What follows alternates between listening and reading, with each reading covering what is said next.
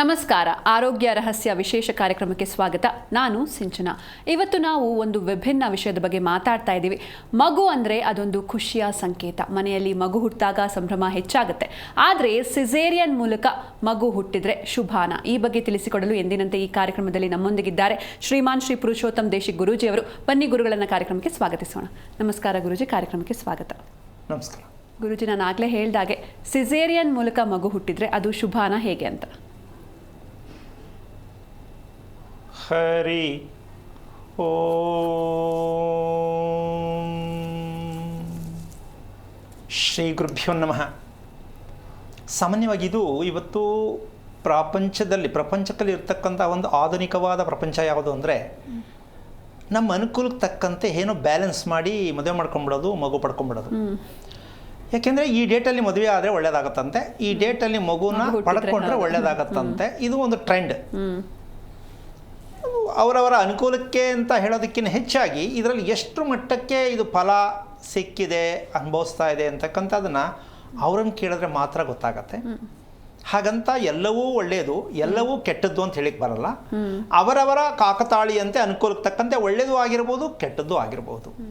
ಇಲ್ಲಿ ಒಟ್ಟಾರೆ ವಿಷಯ ಇರೋದೇನೆಂದರೆ, ಸಿಸರಿಯನ್ ಕೇಳಿ, ಪುರೋಹಿತನ ಕೇಳಿ ಇಂಥ ದಿನ ಇಂಥ ನಕ್ಷತ್ರದಲ್ಲಿ ಮಗು ಮಾಡಿಕೊಂಡ್ರೆ ಒಳ್ಳೆಯದಾಗತ್ತಾ ಅಂತ ಕೇಳಿ ಅಡ್ವಾನ್ಸ್ ಆಗಿ ಡಾಕ್ಟರ್ ಹತ್ರ ಕನ್ವಿನ್ಸ್ ಮಾಡಿ ಸರಿ ಮಾಡಿ ಆ ಡೇಟಲ್ಲಿ ಮಗುವನ್ನು ತಗೋತಾರೆ.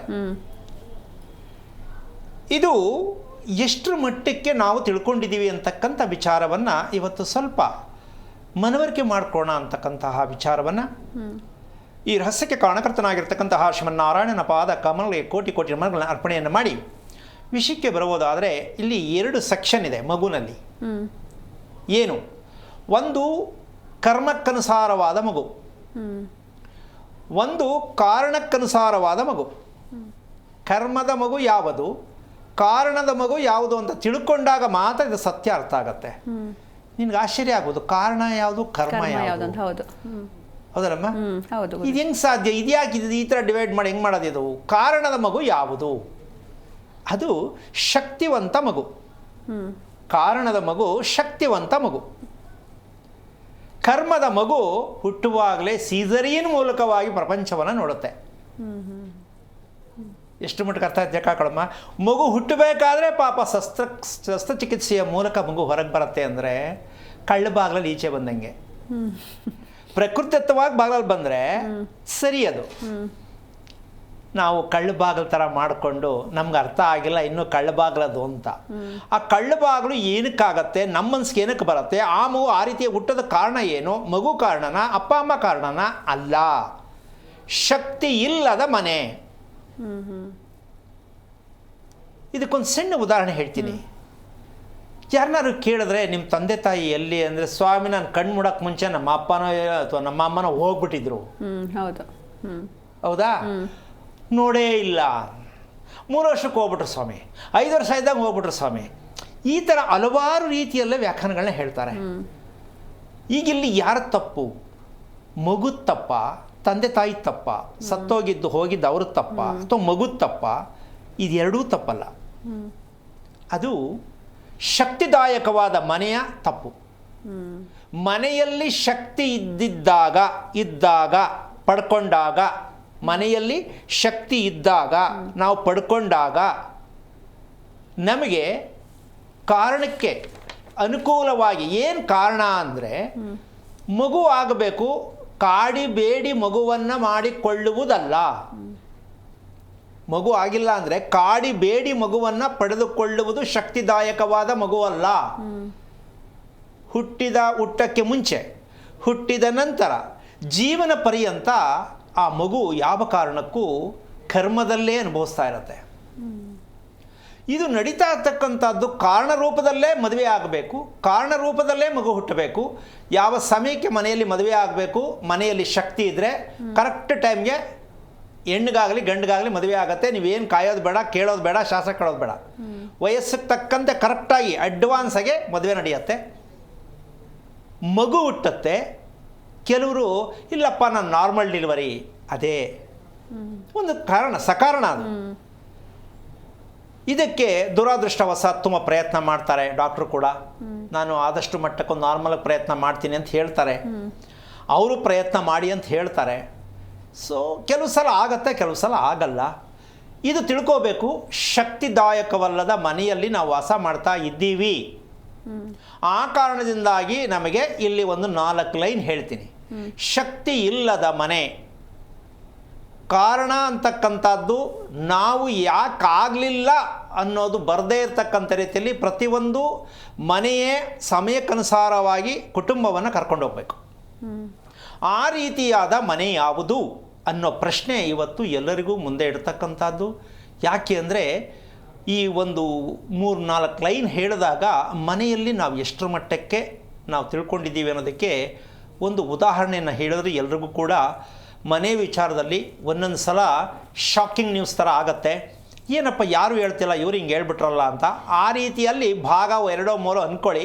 ಇವತ್ತೊಂದು ಸ್ಮಾಲ್ ಆಗಿ ಒಂದು ಬಾಂಬ್ ಹಾಕ್ತೀನಿ. ಏನು ಅಂದರೆ ಹೊಸ ಬಾಂಬು, ಮನೆ ಬಗ್ಗೆ ಒಂದು ಹೊಸ ಬಾಂಬು. ಅದು ನಿಮಗೆ ಹೊಸದು, ವಿಚಾರ ಹಳೇದೆ. ಅದು ಯಾವುದಪ್ಪ ಬಾಂಬು ಅಂದರೆ, ನಾವು ಮನೆಯನ್ನು ಕಟ್ಟತಕ್ಕಂತಹ ವಿಚಾರದಲ್ಲಿ, ಅಂದರೆ ಕಟ್ಟಡ ಅಂತ ನಾವು ಏನು ಹೇಳ್ತೀವಿ, ಕಟ್ಟಡಕ್ಕೆ ನಿಜವಾದ ಹೆಸರು ಯಾವುದು, ಅಳತೆ ಯಾವುದು ಅಂತಕ್ಕಂಥ ವಿಚಾರನೇ ನಾವಿನ್ನೂ ತಿಳ್ಕೊಂಡಿಲ್ಲ, ತಿಳ್ಕೊಳಕ್ಕಾಗಿಲ್ಲ, ಯಾರು ಹೇಳ್ತಿಲ್ಲ, ಪಂಚಾಂಗದಲ್ಲಿ ಇನ್ನೂ ಪ್ರಿಂಟ್ ಆಗಿಲ್ಲ, ಯಾವುದು ಪುಸ್ತಕದಲ್ಲೂ ಕೂಡ ಈ ವಿಚಾರ ಇಲ್ಲ. ಇವತ್ತು ನಿಮ್ಮ ಮುಂದೆ ಹೇಳ್ತಾ ಇದ್ದೀನಿ. ಇದಕ್ಕೆ ಬೇಕಾದಷ್ಟು ನಿದರ್ಶನಗಳ ಅನುಸಾರವಾಗಿ ಬೇಕಾದಷ್ಟು ನಾವು ಮಾಡಿಸಿರ್ತಕ್ಕಂಥ ಮನೆಗಳಲ್ಲಿ ಇವತ್ತು ಹೇಳ್ತಾ ಇರ್ತಕ್ಕಂಥ ಸತ್ಯ ಇರುತ್ತೆ. ನಮ್ಮ ಮೂಲಕ ಯಾರು ಮನೆಯನ್ನು ಕಟ್ಟಿಸಿದ್ದಾರೆ ಅವರಿಗೆ ಇವತ್ತು ಹೇಳ್ತಕ್ಕಂಥ, ಯಾಕೆಂದರೆ ಇವ್ರು ಹೇಳ್ಬಿಟ್ರೆ ಹೆಂಗೆ ನಂಬ್ಕೊಳ್ಳೋದು ಅಂತ ಕೆಲವರು ಅನುಮಾನ ಬರುತ್ತೆ. ಅದು ಹೆಂಗೆ ಒಪ್ಕೋಬೇಕು ನಾನು? ಈ ಥರದ್ದು ಇದೆ.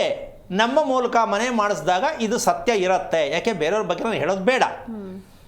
ಇದರ ನಿದರ್ಶನವನ್ನು ಬೇಕಾದ್ರೆ ತಿಳ್ಕೊಬೋದು. ಸಾಕಷ್ಟು ವಿಚಾರಗಳನ್ನ ಅವಾಗವಾಗ ತೋರಿಸ್ತಾ ಇರ್ತೀನಿ. ಏನಪ್ಪ ಅದು ಅಂದರೆ, ಅದಕ್ಕೆ ಹೆಸರೇನು ಅಂದರೆ ಮನೆಯ ನಿವೇಶನದ ಅಳತೆ. ನಿವೇಶನದ ಅಳತೆ ಒಂದೇ ಆಗಿರಬೇಕು. ಈಗ ನಮ್ಮ ನಿವೇಶನದ ನಾವು ಕಟ್ಟುತ್ತಿರುವ ಮನೆಯ ನಿವೇಶನ ಸ್ವಾಮಿ ಉದ್ದ ಇಷ್ಟು, ಅಗಲ ಇಷ್ಟು, ಇದು ಇಲ್ಲ. ಪ್ರಪಂಚದ ಇತಿಹಾಸದಲ್ಲಿ ಉದ್ದ ಇಷ್ಟು, ಅಗಲ ಇಷ್ಟು, ಇದು ಮನೆ ಅಲ್ಲ. ಅಮ್ಮ, ಈ ವರದಿ ಇವತ್ತಿಂದಲ್ಲ, ಇದು ಈ ಕ್ಯಾನ್ಸರ್ ರೋಗ ಬಂದಿರೋದು ಇವತ್ತಿಂದಲ್ಲ. ಎಷ್ಟು ಸಾವಿರಾರು ವರ್ಷಗಳಿಂದ ಈ ಕ್ಯಾನ್ಸರ್ ರೋಗನ ಅದು ಯಾವನ್ ಪ್ರಿಂಟ್ ಮಾಡಿ ಇಟ್ಬಿಟ್ನೋ ಗೊತ್ತಿಲ್ಲ. ಯಾವುದ್ರಲ್ಲಿ ಆಗಲಿ ಉದ್ದ ತುಂಡ ಹೆಚ್ಚು ಕಮ್ಮಿ ಬೇಕೆ ನಮ್ಮ ಮನುಷ್ಯನಿಗೆ? ಬೇಡ ಗುರುಜಿ. ಪ್ರಶ್ನೆ ತಾನೇ ಇದು.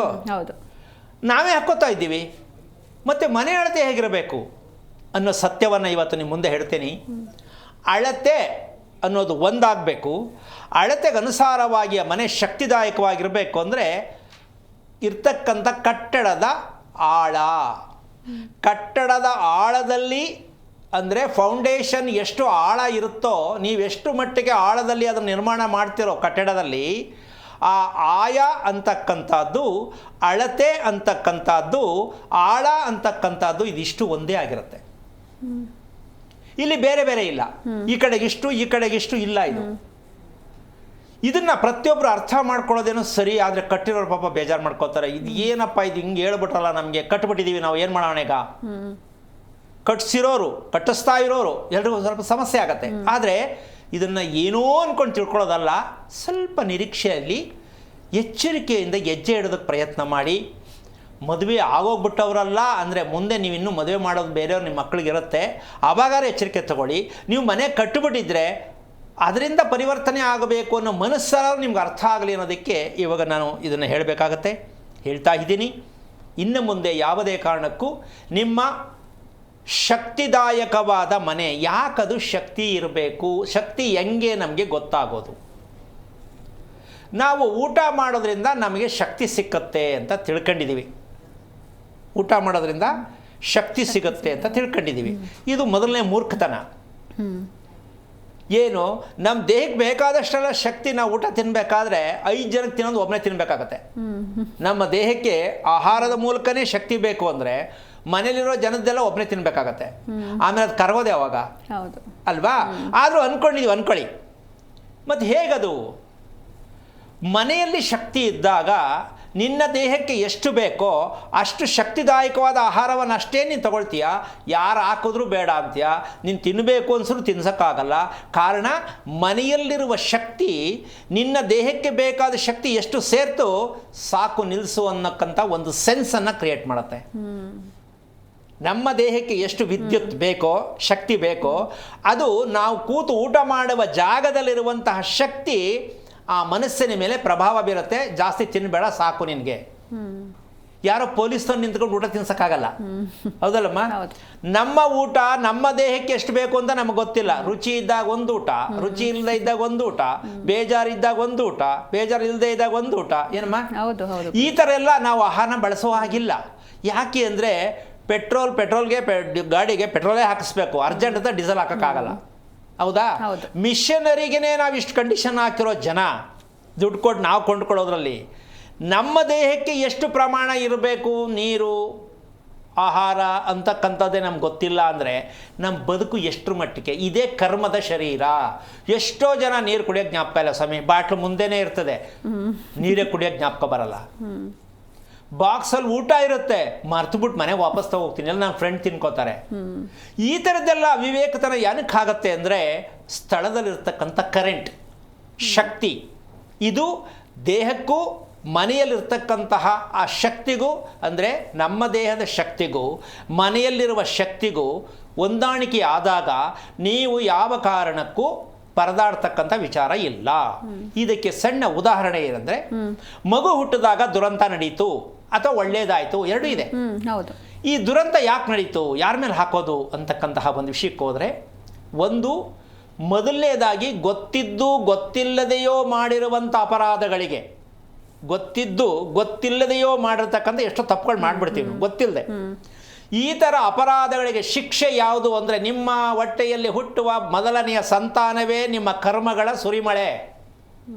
ಗೊತ್ತಿಲ್ಲದೆ ಮಾಡಿರುವ ಕರ್ಮಕ್ಕೆ ನಿಮ್ಮ ಹೊಟ್ಟೆಯಲ್ಲಿ ಹುಟ್ಟಿರುವ ಸಂತಾನ, ಹೆಣ್ಣಾಗಲಿ ಗಂಡಾಗಲಿ, ಅದು ತಗೊಂಡು ಬರುತ್ತೆ ನಿಮ್ಮ ಪೂರ್ಣವಾದ ಅಪರಾಧವನ್ನು ಆ ಮಗು ತಗೊಂಡಿರುತ್ತೆ. ಅಂದರೆ ಸಂತಾನದ ಮೇಲೆ ಪರಿಣಾಮ ಬೀರುತ್ತೆ. ನಂಬರ್ 2, ಇದನ್ನು ದಯವಿಟ್ಟು ಪ್ರತಿಯೊಬ್ಬರು ಅರ್ಥ ಮಾಡಿಕೊಂಡು ಇದರಲ್ಲಿ ಯಾವುದು ನಮ್ಮ ಲೈಫಲ್ಲಿ ಸಮಸ್ಯೆ ಅಂತ ದಯವಿಟ್ಟು ವಾಟ್ಸಪ್ ಕಳಿಸಿ, ನಿಮಗೆ ಮಾಹಿತಿ ತೋರಿಸ್ಕೊಡ್ತೀನಿ ನಾನು, ಎಷ್ಟು ಮ್ಯಾಜಿಕ್ ಇರುತ್ತೆ ಅಂತ. ಒಂದು, ಸಂತಾನದ ಮೂಲಕ ನಮಗೆ ತೊಂದರೆ ಆಗಿದೆ, ಆಗ್ತಾ ಇದೆ ಅಂತಕ್ಕಂಥದ್ದು ಒಂದು. ಎರಡನೇದು, ಮದುವೆ ಆಗಬೇಕಾದ ಸಂದರ್ಭದಲ್ಲಿ ಹೋರಾಟ ಮಾಡಿ ಮದುವೆ ಆಗೋದಕ್ಕೆ ಜಗಳ, ಮದುವೆಯ ನಂತರ ಜಗಳ, ಮದುವೆ ಆಗೋದಕ್ಕೆ ಜಗಳ, ಮದುವೆಯ ನಂತರ ಜಗಳ. ಇದು ಪಾರ್ಟ್ ನಂಬರ್ 2. ಏನು ಅಂದರೆ, ಇಲ್ಲ ಕಿರಿಕ್ ಮಾಡೋ ಹೆಂಡತಿ, ಇಲ್ಲ ಕಿರಿಕ್ ಮಾಡೋ ಗಂಡ. ಇದು ಪಾರ್ಟ್ 2. ಇನ್ ಪಾರ್ಟ್ 3ಗೆ ಬರೋಣ. ಈ ಮೂರನೇದು ಯಾವುದು? ಯಾಕೆಂದರೆ ಇವೆಲ್ಲ ಈ ಸ್ಕೀಮ್ಗಳು ಕುಟುಂಬದಲ್ಲಿ ಇರುತ್ತೆ. ಆದರೆ ನಾವೆಲ್ಲ ದೇವ್ರ ಮೇಲೆ ಹಾಕ್ಬಿಟ್ಟು ಸೋಮವಾರಗಳನ್ನ ಕೈಕಟ್ಟೆ ಕೊಟ್ಕೊಂಡು ನಮ್ಮ ದೇವ್ರು ಯಾಕೆ ಹಿಂಗೆ ಮಾಡ್ದ ಅಂತೀರಿ. ಅಲ್ಲ, ದೇವ್ರು ಮಾಡೇ ಇಲ್ಲ, ಮಾಡೋದೂ ಇಲ್ಲ, ದೇವ್ರ ಶಿಕ್ಷೆ ಕೊಡೋದೇ ಇಲ್ಲ. ನೀವು ಕಟ್ಟಿರುವ ಕಟ್ಟಡ ನಿಮಗೆ ಶಿಕ್ಷೆ ಕೊಡುತ್ತೆ, ಅಪರಾಧಿ ಸ್ಥಾನದಲ್ಲಿ ನಿಲ್ಲಿಸುತ್ತೆ, ಜೈಲಲ್ಲೂ ನಿಲ್ಲಿಸುತ್ತೆ. ಎಲ್ಲಿ ನಿಲ್ಲಿಸುತ್ತೆ? ಜೈಲಲ್ಲೂ ನಿಲ್ಲಿಸುತ್ತೆ. ಒಂದು ದಿನ ಆಗಲಿ ಯೂನಿಫಾರ್ಮ್ ಹಾಕೊಂಡು ಈಚೆ ಬಾಡ್ನ, ಇದು ಮನೇನೆ, ಅಯ್ಯೋ ನಾನು ಗೊತ್ತಿಲ್ಲ ಮಾಡಿಬಿಟ್ಟೆ, ದಯವಿಟ್ಟು ಕ್ಷಮಿಸಿ, ಅದೆಲ್ಲ ನಡೆಯಲ್ಲ, ನಡಿ ಒಳಗಡೆ ಅಷ್ಟೇ. ಹಾಗೆ ಈ ಮದುವೆ ಅಂತಕ್ಕಂಥ ವಿಚಾರದವರು ಈ ರೀತಿ ಆದ ಮೇಲೆ ಇನ್ನೊಂದು ಸ್ಕೀಮು ಏನು ಅಂದರೆ, ಬುದ್ಧಿ ಖರ್ಚು ಮಾಡಿ ನಾನು ಈ ಬಿಸ್ನೆಸ್ ಮಾಡಿದ್ರಂಗೆ, ನಾನು ಈ ಬಿಸ್ನೆಸ್ ಮಾಡಿದ್ರಂಗೆ, ನಾನು ಗೌರ್ಮೆಂಟ್ ಕೆಲಸಕ್ಕೆ ಹೋಗ್ಲಾ, ನಾನು ಬಿಸ್ನೆಸ್ ಮಾಡಲಾ ಅಂತಕ್ಕಂಥದ್ದು ಇನ್ನೊಂದು ಸ್ಕೀಮು. ಇದಾದ ಮೇಲೆ ಇನ್ನೊಂದು ಸ್ಕೀಮ್ ಬರುತ್ತೆ. ಇದೆಲ್ಲ ಲೆಕ್ಕಾಚಾರ ಹಾಕ್ಕೊಂಡು ನಾನು ಎಲ್ಲ ಮಾಡಿದೆ, ಏನೂ ಮಾಡೋಕ್ಕಾಗಲಿಲ್ಲ, ಈಗ ಜ್ಯೋತಿಷಿಗಳ ಹತ್ರ ಹೋಗೋಣ ಅಂತ. ಹೌದು, ಜ್ಯೋತಿಷಿಗಳ ಹತ್ರ ಹೋಗ್ಬಿಟ್ಟು ಹರಕೆ ಕಟ್ಕೊಳಕ್ಕೆ ದೇವ್ರ ಹತ್ರ ಹೋಗೋಣ, ಶಾಸ್ತ್ರ ಕೆಳಗೆ ಜ್ಯೋತಿಷಿಗಳ ಹತ್ರ ಹೋಗೋಣ. ನಾನು ಏನೂ ಮಾಡಿದೆ, ಏನೂ ಪ್ರಯೋಜನ ಆಗಲ್ಲ, ಮುಂದೇನು ಮಾಡೋದು ಹೇಳಿ ನನ್ನ ಕೈಲಿ ಎಲ್ಲ ಕೈಯೆಲ್ಲ ಬಿಟ್ಬಿಟ್ಟಿದ್ದೀನಿ, ನನ್ನ ಕೈಲಿ ಆಗ್ತಾ ಇಲ್ಲ ಅಂತ ಜ್ಯೋತಿಷಿಗಳ ಮೊರೆ ಹೋಗ್ತಕ್ಕಂಥದ್ದು ಈ ರೀತಿಯಾದ ಒಂದು ಭಾಗ ಬಂದು. ಇದು ಕೊನೆ ಭಾಗ. ಇದು ಅದೃಷ್ಟದ್ದು ದುರಾದೃಷ್ಟದ್ದು ಅಂತ ನೀವೇ ಡಿಸೈಡ್ ಮಾಡಿ. ಇದು ಕೊನೆ ಭಾಗ. ಏನು ಅಂದರೆ, ಸತಪ್ರಯತ್ನ ಪ್ರತಿದಿನವೂ ಕೂಡ ಮಗುಗೋಸ್ಕರನೋ, ಹೆಂಡತಿಗೋಸ್ಕರನೋ, ಗಂಡನಿಗೋಸ್ಕರನೋ, ಇನ್ನೊಬ್ರಿಗೋಸ್ಕರನೋ ಸದಾ ನರ್ಸಿಂಗ್ ಹೋಮ್ ಬಾಗಿಲು ತಟ್ಟೋದು. ಬೆಳಿಗ್ಗೆ ಆಯಿತು ಅಂದರೆ, ಮಧ್ಯಾಹ್ನ ಆಯಿತು ಅಂದರೆ, ಈಗ ತಾನೇ ಬಂದೆ, ಪಕ್ಕದ ಮನೆಯವ್ರು ಕರ್ಕೊಂಡೋದ್ರು ಸ್ವಾಮಿ, ಹೋಗಿ ಬಂದೆ, ಈಗ ತಾನೇ ಬಂದೆ, ದೊಡ್ಡ ಮಗನಿಗೆ ಹಿಂಗಾಯಿತು, ಚಿಕ್ಕ ಮಗಿಗೆ ಹಿಂಗಾಯಿತು. ಈ ನರ್ಸಿಂಗ್ ಹೋಮ್ ಸದಾ ಬಾಗಿಲು ತಟ್ತಾ ಇರ್ತಕ್ಕಂಥ ಕುಟುಂಬ. ಯಾಕ್ರಿ ಬೇಕು ಈ ಅನ್ಯಾಯ? ಇಷ್ಟು ಪಾರ್ಟಲ್ಲಿ ನಾನು ಎಷ್ಟು ಹೇಳಿದ್ದೀನಿ ಲೈನು, ಆ ಲೈನಲ್ಲಿ ನಿಮ್ಮದು ಯಾವುದಾಗಿದೆ ಅಂತ ದಯವಿಟ್ಟು ತಿಳಿಸಿದ್ರೆ ನಾನು ನಿಮಗೆ ಕಾರಣ ತೋರಿಸ್ಕೊಡೋದಕ್ಕೆ ಪ್ರಯತ್ನ ಮಾಡ್ತೀನಿ Okay. ಅಲ್ವನಮ್ಮ. ಹೌದು ಗುರೂಜಿ. ಇಷ್ಟು ಲೈನಲ್ಲಿ ನಿಮ್ಮದು ಯಾವುದಾದ್ರಲ್ಲಿ ಅನ್ನೋ ಪಾರ್ಟ್ನ ತೋರಿಸಿದ್ರೆ ಆ ಪಾರ್ಟ್ಗೆ ಏನು ಅಂತ ತಿಳ್ಕೊಳ್ತಕ್ಕಂಥ ಒಂದು ವಿಚಾರ. ಇದಕ್ಕೆ ಈ ಲೈನಲ್ಲಿ ಇರ್ತಕ್ಕಂಥದ್ದು ಒಂದೆರಡು ಮೂರು ಟಿಪ್ಸ್ ಹೇಳ್ಬಿಡ್ತೀನಿ. ನಂಬರ್ 1, ಆರಿದ್ರಾ ನಕ್ಷತ್ರದಲ್ಲಿ ಮಗು ಹುಟ್ಟಿದಾಗ ನಿಮ್ಮ ಕತೆ ಅಯೋಮಯ ಅಂತ ಹೆದರ್ಕೊಳ್ಳೋದಲ್ಲ, ತಿಳ್ಕೊಳ್ಳಿ. ಆರಿದ್ರಾ ನಕ್ಷತ್ರದ ಮಗು ಹುಟ್ಟಿತೋ, ಭರಣಿ ನಕ್ಷತ್ರದ ಮಗು ಹುಟ್ಟಿತೋ, ಆಶ್ಲೇಷ ನಕ್ಷತ್ರದ ಮಗು ಹುಟ್ಟಿತೋ, ಸ್ವಾತಿ ನಕ್ಷತ್ರದ ಮಗು ಹುಟ್ಟಿತೋ, ಶತಭಿಷ ನಕ್ಷತ್ರದ ಮಗು ಹುಟ್ಟಿತೋ, ಇಷ್ಟು ನಕ್ಷತ್ರದಲ್ಲಿ ಇರುವಂಥ ಮಕ್ಕಳು ನಿಮ್ಮ ಮನೆಯಲ್ಲಿ ಇದ್ದ ಪಕ್ಷದಲ್ಲಿ ಸೊಸೆ ಇರ್ಬೋದು, ಅಳಿಯ ಇರ್ಬೋದು, ಮಗ ಇರ್ಬೋದು, ಮೊಮ್ಮಗ ಇರ್ಬೋದು, ಮೊಮ್ಮಗಳಿರ್ಬೋದು, ನಿಮ್ಮ ಕುಟುಂಬದಲ್ಲಿ ಈ ರೀತಿ ಅಡ್ರೆಸ್ ಇರ್ತಕ್ಕಂಥ ಒಂದು ನಕ್ಷತ್ರ ಇದ್ದರೆ ನಿಮ್ಮ ಕುಟುಂಬದ ಕತೆ ಯಾವ ಮಟ್ಟಕ್ಕೆ ತೊಗೊಂಡೋಗಿರುತ್ತೆ ಅಂತ ನೀವೇ ಸ್ಕೆಚ್ ಹಾಕ್ಕೊಳ್ಳಿ. ಯಾರ ಹತ್ರನೂ ಕೇಳಿಬಿಡಿ ದಯವಿಟ್ಟು, ಯಾರು ಹೇಳೋಕ್ಕಾಗಲ್ಲ, ನೀವೇ ಸ್ಕೆಚ್ ಹಾಕ್ಕೊಳ್ಳಿ. ಈ ಮಗು ಹುಟ್ಟೋದ್ಮೇಲೆ ನಮ್ಮ ಮನೆ ಏನಾಯಿತು ಅಂದರೆ ಮಗು ತಪ್ಪಲ್ಲ, ನಿಮ್ಮದು ತಪ್ಪಲ್ಲ, ನೀವು ಕಟ್ಟಿರುವ ಮನೆಯ ತಪ್ಪು. ಹೌದು ಗುರುಜಿ. ನಿಮ್ಮ ಮನೆ ಶಕ್ತಿ ಇಲ್ಲ ಅಂತ ತಿಳ್ಕೊಳ್ಳಿ. ಖಂಡಿತ ಗುರುಜಿ. ಈ ಬಗ್ಗೆ ಮಾತಾಡೋಣ. ಒಬ್ರು ಕಾಲರ್ ಇದ್ದಾರೆ ಬೆಂಗಳೂರಿಂದ, ಗಂಗಮ್ಮ ಅಂತ. ನಮಸ್ತೆ ಮಾ. ನಮಸ್ತೆ ಮೇಡಮ್. ನಮಸ್ತೆ. ಯಾರ ಬಗ್ಗೆ ಕೇಳಬೇಕಿತ್ತು? ಮಗನ ಬಗ್ಗೆ ಕೇಳಬೇಕಿತ್ತು ಮೇಡಮ್. ಅವ್ರ ನಕ್ಷತ್ರ ಹೇಳಿ ಮಾ. ಆಶ್ಲೇಷ ನಕ್ಷತ್ರ. ಓಕೆ, ಗುರೂಜಿ ಇದ್ದಾರೆ, ಮಾತನಾಡಿ ಮಾ. ಹಲೋ, ನಮಸ್ತೆ ಗುರುಜಿ. ನಾರಾಯಣ. ಯಾರು ಇದು ಆಶ್ಲೇಷ? ಮಗಂದು ಎಷ್ಟು ವಯಸ್ಸು? 17 ವರ್ಷ. ಏನು ಮಾಡ್ತಿದ್ದಾನೆ? PUC ಓದ್ತಾ ಇದ್ದಾನೆ. ಏನು ಆಗಬೇಕಿತ್ತು ಅವನ ಬಗ್ಗೆ? ಆರೋಗ್ಯದ ಬಗ್ಗೆ ಕೇಳಬೇಕಿತ್ತು. ನಿಮಗೆ ಈ ಮಗು ಹುಟ್ಟಿದಾಗ ತಿಳ್ಕೊಬೇಕು ಅಂತ ಗೊತ್ತಿರಲಿಲ್ವಾ? ಗೊತ್ತಿತ್ತು, ಕೇಳಿದ್ವಿ, ಯಾರು ಸರಿಯಾಗಿ ಹೇಳಿಲ್ಲ. ಅದೇ ಪೂಜೆ ಮಾಡಿಸ್ಬೇಕು, ಅಶ್ಲೇಷ ಪೂಜೆ, ಸರ್ಪ ಪೂಜೆ ಅಂತ ಹೇಳಿದ್ರು, ಅದೆಲ್ಲ ಮಾಡಿಸ್ಕೊ ಗುರುಜಿ. ಎಲ್ಲ ಮಾಡಿಸಿದ್ರಾ? ಹ್ಞೂ ಗುರುಜಿ. ಓಕೆ. ಈಗ ತುಂಬ ಜಾಸ್ತಿ ಕೊರತೆ ಅವನಲ್ಲಿ ಏನು ಕಾಣಿಸ್ತಾ ಇದೆ ನಿಮ್ಮ ಪ್ರಕಾರ? ಊಟ ಮಾಡೋದ್ರಲ್ಲ, ನಿದ್ದೆ ಮಾಡೋದಲ್ಲ? ಹಾಂ, ಮೂಗು ಕಟ್ಕೊಳ್ಳುತ್ತೆ. ಹಾಂ. ಮತ್ತೆ ಅವನು ನೇರವಾಗಿ ಮಲಿಕೊಳ್ಳಲ್ಲ, ಒಂಥರ ಇದ್ರ ತರ ಮಲಿಕೊಳ್ಳ. ಅಂದರೆ ಕುತ್ತಿಗೆ ಭಾಗ ಒಂದು ನಿಮಗೆ ವ್ಯತ್ಯಾಸ ಕಾಣಿಸ್ತಾ ಇದೆಯಲ್ಲ, ಕುತ್ತಿಗೆ ಭಾಗ. ಈಗ ನಿಮ್ಮ ತಂದೆ ಮನೆ ಜಮೀನಿದೆಯಾ? ನಿಮ್ಮ ತಂದೆ ಮನೆ ಜಮೀನಿದೆಯಾ? ಇದೆ ಗುರುಜಿ, ಇದೆ. ನಿಮ್ಮ ತಂದೆ ಇದ್ದಾರಾ? ಇಲ್ಲ ಗುರುಜಿ, ನಮ್ಮ ತಂದೆ ತಾಯಿ ಯಾರಿಲ್ಲ. ಫಸ್ಟ್ ಹೋಗಿದ್ದು ಯಾರು? ಫಸ್ಟ್ ತಂದೆ ಗುರುಜಿ. ಎಷ್ಟು ವಯಸ್ಸಿಗೆ ಹೋದ್ರು? ಅವರೊಂದು 50 ವರ್ಷ ಆಗುತ್ತೆ ಗುರುಜಿ. ಬಟ್ ತುಂಬ ಬೇಗ ಹೋದ್ರು ಅಂತ ಅನಿಸ್ಲಿಲ್ವಾ? ಅನ್ಸತ್ತು ಗುರುಜಿ. ಓಕೆ. ಈಗ ಆ ಜಮೀನು ಯಾರು ಮಾಡ್ತಾ ಇದ್ದಾರೆ? ಈಗ ನಮ್ಮ ಅಣ್ಣಂದಿರು ಮಾಡ್ತಾ ಇದ್ದಾರೆ ಗುರುಜಿ. ಇಲ್ಲಿ ನೋಡಿ, ಇವನಿಗೆ ಹಗಲು ರಾತ್ರಿ, ರಾತ್ರಿ ಹಗಲು, ಈ ಥರ ಇವನ ಮನಸ್ಸಲ್ಲಿ ಇರ್ತಕ್ಕಂಥ ಒಂದು ವಿಚಾರ. ಅದಕ್ಕಿಂತ ಮುಂಚೆ ನಿಮ್ಮ ಮನೆ ಎಷ್ಟು ವರ್ಷದ್ದು? ಈಗ ರೀಸೆಂಟ್ ಆಗಿ ಒಂದು 12 ವರ್ಷ ಆಗಿದೆ ಗುರುಜಿ ಕಟ್ಟಿ ನಾವು. ಈ 12 ವರ್ಷದಲ್ಲಿ ನಿಮ್ಮ ಮನೆಯಲ್ಲಿ ಜಿರಳೆ, ಹಲ್ಲಿ, ಈ ಎರಡರಲ್ಲಿ ಯಾವುದು ಕಂಡು ಬರುತ್ತೆ ಜಾಸ್ತಿ ನಿಮಗೆ? ಜಿರ್ಲೆ ಮತ್ತೆ ಅಲ್ಲಿ 2 ಜಾಸ್ತಿ ಕಂಡು ಬರುತ್ತೆ ಗುರುಜಿ. ಹಲ್ಲಿ ನೋಡಿದ್ರೆ ನಿಮಗೆ ಭಯ ಆಗತ್ತಲ್ವ? ಇದೇನು ಹಿಂಗಿದೆಯಲ್ಲ ಅಲ್ಲಿ ಇದು ಅಂತ ಭಯ ಆಗಲ್ವಾ? ಭಯ ಆಗುತ್ತೆ ಮೇಡಮ್, ಭಯ ಆಗುತ್ತೆ ಗುರುಜಿ. ಬಸ್ಲು ಮನೆಯಲ್ಲಿ ದಪ್ಪದೊಂದು ಇದೆ, ಆಚೆ ಬಸ್ಲು ಮನೆಯಲ್ಲಿ. ನೋಡಿ, ಇದು ಎಂಥ ಗುಮ್ಮ ಅಂದರೆ ನೀವು ಹೆದರ್ಕೊಂಡ್ಬಿಡ್ತೀರ, ಇಂಥ ಗುಮ್ಮನ್ನ ನಾವು ಮನೇಲಿ ಸಾಕ್ತಾ ಇದ್ದೀವ ಅಂತ. ಅಂದರೆ ಹಲ್ಲಿ ಇದು ನಾವ್ಯಾಕೆ ಹಲ್ಲಿಗೆ ಹೆದರ್ಕೋಬೇಕು? ಸಾಮಾನ್ಯವಾಗಿ ಆರ್ಬಿಡ್ತಾರೆ ಕೆಲವರು ಹಲ್ಲಿ ನೋಡ್ಬಿಟ್ರೆ. ಜಿರಳೆ ನೋಡಿದ್ರೆ ಆರ್ಬಿಡ್ತಾರೆ. ಅಮ್ಮ, ಇವೆಲ್ಲ ಇದನ್ನ ಸರ್ಪದೋಷಕ್ಕೆ ಸೇರಿಸ್ತಾರೆ. ಹಲ್ಲಿಗೆ ಎದುರ್ಕೊಳ್ಳೋದು, ಜಿರಳೆಗೆ ಎದುರ್ಕೊಳ್ಳೋದು, ಆಮೇಲೆ ನೆರಳಿಗೆ ಎದುರ್ಕೊಳ್ಳೋದು, ಆಮೇಲೆ ಒಬ್ಬರೇ ಹೋಗಕ್ಕೆ ಎದುರ್ಕೊಳ್ಳೋದು, ಇವರೆಲ್ಲರೂ ಕೂಡ ಭಯದಲ್ಲೇ ಬದುಕಬೇಕು. ಎಲ್ಲೇ ಹೋಗಿ ನೀನು ಯಾವ ಸ್ಟಾರ್ ಹೋಟ್ಲು ಕರ್ಕೊಂಡೋಗಿ ಅಲ್ಲೂ ಕೆಳಗೆ ಇರ್ಬೋದಾ ಇಲ್ಲಿ, ಈ ಥರ ಪರದಾಡ್ತಾ ಇರ್ತಾರೆ. ಈ ಭಯವನ್ನು ಉಂಟು ಮಾಡ್ತಕ್ಕಂಥ ವಿಚಾರ ಏನಪ್ಪ ಅಂದರೆ, ಈ ಮಗು ಆಶ್ಲೇಷ ನಕ್ಷತ್ರಕ್ಕೆ ಫೌಂಡರ್ ಯಾರು ಅಂದರೆ ಕೇತು ಗ್ರಹ. ಯಾರು ಇರೋ ತಲೆ ಇಲ್ಲದ ಒಂದು ರಾಶಿ ಇದೆ, ಅದೇ ಆಶ್ಲೇಷ ನಕ್ಷತ್ರ. ಅದಕ್ಕೆ ತಲೆ ಇಲ್ಲ, ದೇಹ ಇರುತ್ತೆ. ಈ ಆಶ್ಲೇಷ ನಕ್ಷತ್ರದಲ್ಲಿ ಹುಟ್ಟಿದ ಮಗು ಈ ಮಟ್ಟಕ್ಕೆಲ್ಲ ಹಿಂಸೆ ಆಗತ್ತೆ ಅಂದರೆ ಅದಕ್ಕೆ ಮಗು ಮಲ್ಕೋಬೇಕಾದ್ರೆ, ಉಸಿರಾಡಬೇಕಾದ್ರೆ ಆ ಮಗು ತುಂಬ ಕಷ್ಟ ಅನುಭವಿಸುತ್ತೆ. ತಾಯಿಯ ಗರ್ಭದ ವ್ಯವಸ್ಥೆಯಲ್ಲಿದ್ದಾಗಿನಿಂದ ಇವತ್ತಿನವರೆಗೂ 17 ವರ್ಷದ ಮಗುವಾಗಿದೆ. ಆ ಮಗುವಿಗೆ ಉಸಿರಾಟದ ಪ್ರಕ್ರಿಯೆಗಳು ಚೆನ್ನಾಗಿಲ್ಲ ಅಂತ ತಿಳ್ಕೊಂಡಿಲ್ಲ ಅಂದರೆ ಮಗುವಿನ ಸಾಕದ ಉದ್ದೇಶ ಏನು? ಎಲ್ಲದಕ್ಕೂ ಪೂಜೆ ಮಾಡಿಸ್ಬಿಟ್ಟು ಸುಬ್ರಹ್ಮಣ್ಯಕ್ಕೆ ಕಳಿಸ್ಬಿಟ್ಟು ಎಲ್ಗೋ ಒಂದು ಪೂಜೆ ಮಾಡಿಸ್ಬಿಟ್ರೆ ಮಗು ಉಸಿರಾಟಕ್ಕೂ ಪೂಜೆ ಮಾಡಿಸೋದಕ್ಕೂ ಸಂಬಂಧ ಇದೆಯಾ ಅಂತ ನಮ್ಮ ಜನಗಳಿಗೆ ಯಾವತ್ತು ಅರ್ಥ ಆಗುತ್ತೆ? ಏನಮ್ಮ, ಪೂಜೆ ಮಾಡಿಸಿದ್ರೆ ಉಸಿರಾಟ ಸರಿ ಹೋಗುತ್ತಾ? ಪೂಜೆ ಮಾಡಿಸಿದ್ರೆ ಊಟ ಕರಗುತ್ತಾ? ಪೂಜೆ ಮಾಡಿಸಿದ ಊಟ ಕರಗೋದು ಹೊರಗೆ ಬರುತ್ತಾ? ಯಾಕ್ರಿ ಪೂಜೆ ದೇವ್ರ ಮೇಲೆ ಈ ಥರ ನಿಂದನೆಗಳು ಮಾಡೋ ಮಟ್ಟಕ್ಕೆ ತೊಗೊಂಡೋಗ್ತೀರಾ? ಹೇಳೋರ ಬಗ್ಗೆ ದಯವಿಟ್ಟು ಬೇಡಿ. ನಿಮ್ಗಳಿಗೆಲ್ಲ ಹೋಗಿದೆ, ಭಗವಂತ ಕೊಟ್ಟಿರೋ ಬುದ್ಧಿ ಬೇಡವಾ? ಯಾರೋ ಹೇಳೋದಕ್ಕೆ ಒಪ್ಕೊಂಡು ಅವ್ರು ಹೇಳೋದೆಲ್ಲ ಮಾಡಿಕೊಂಡು ದುಡ್ಡುಗಳು ಖರ್ಚು ಮಾಡ್ಕೊಂಡು ಹಿಂದಿಂದೆ ಹೋಗ್ತಾ ಇದ್ರೆ ಕಥೆ ಏನು? ಈಗ ನಿಮ್ಮ ಮನೆ ಅಮ್ಮ ಕೇಳಿಸ್ಕೊತಿದ್ದೀರಾ? ನಿಮ್ಮ ಮನೆ ಅಳತೆ ಗೊತ್ತಿದೆಯಾ? ತಿಳ್ಕೊಂಡ್ರಾ? ಹಾಂ, ಹೇಳಿ ಎಷ್ಟು? ಉತ್ತರ ದಕ್ಷಿಣ 33, ಪೂರ್ವ ಪಶ್ಚಿಮ 25. ಹಾಂ, ನೋಡಿ ಎಲ್ಲಿ ಸಿಕ್ಕಾಕೊಂಡ್ರಿ. ಇಲ್ಲಿ ಉತ್ತರ ದಕ್ಷಿಣದ ಅಳತೆ ನಿಮಗೆ ಜಾಸ್ತಿ ಇದೆ ಅಂತ ಗೊತ್ತಾಯ್ತು.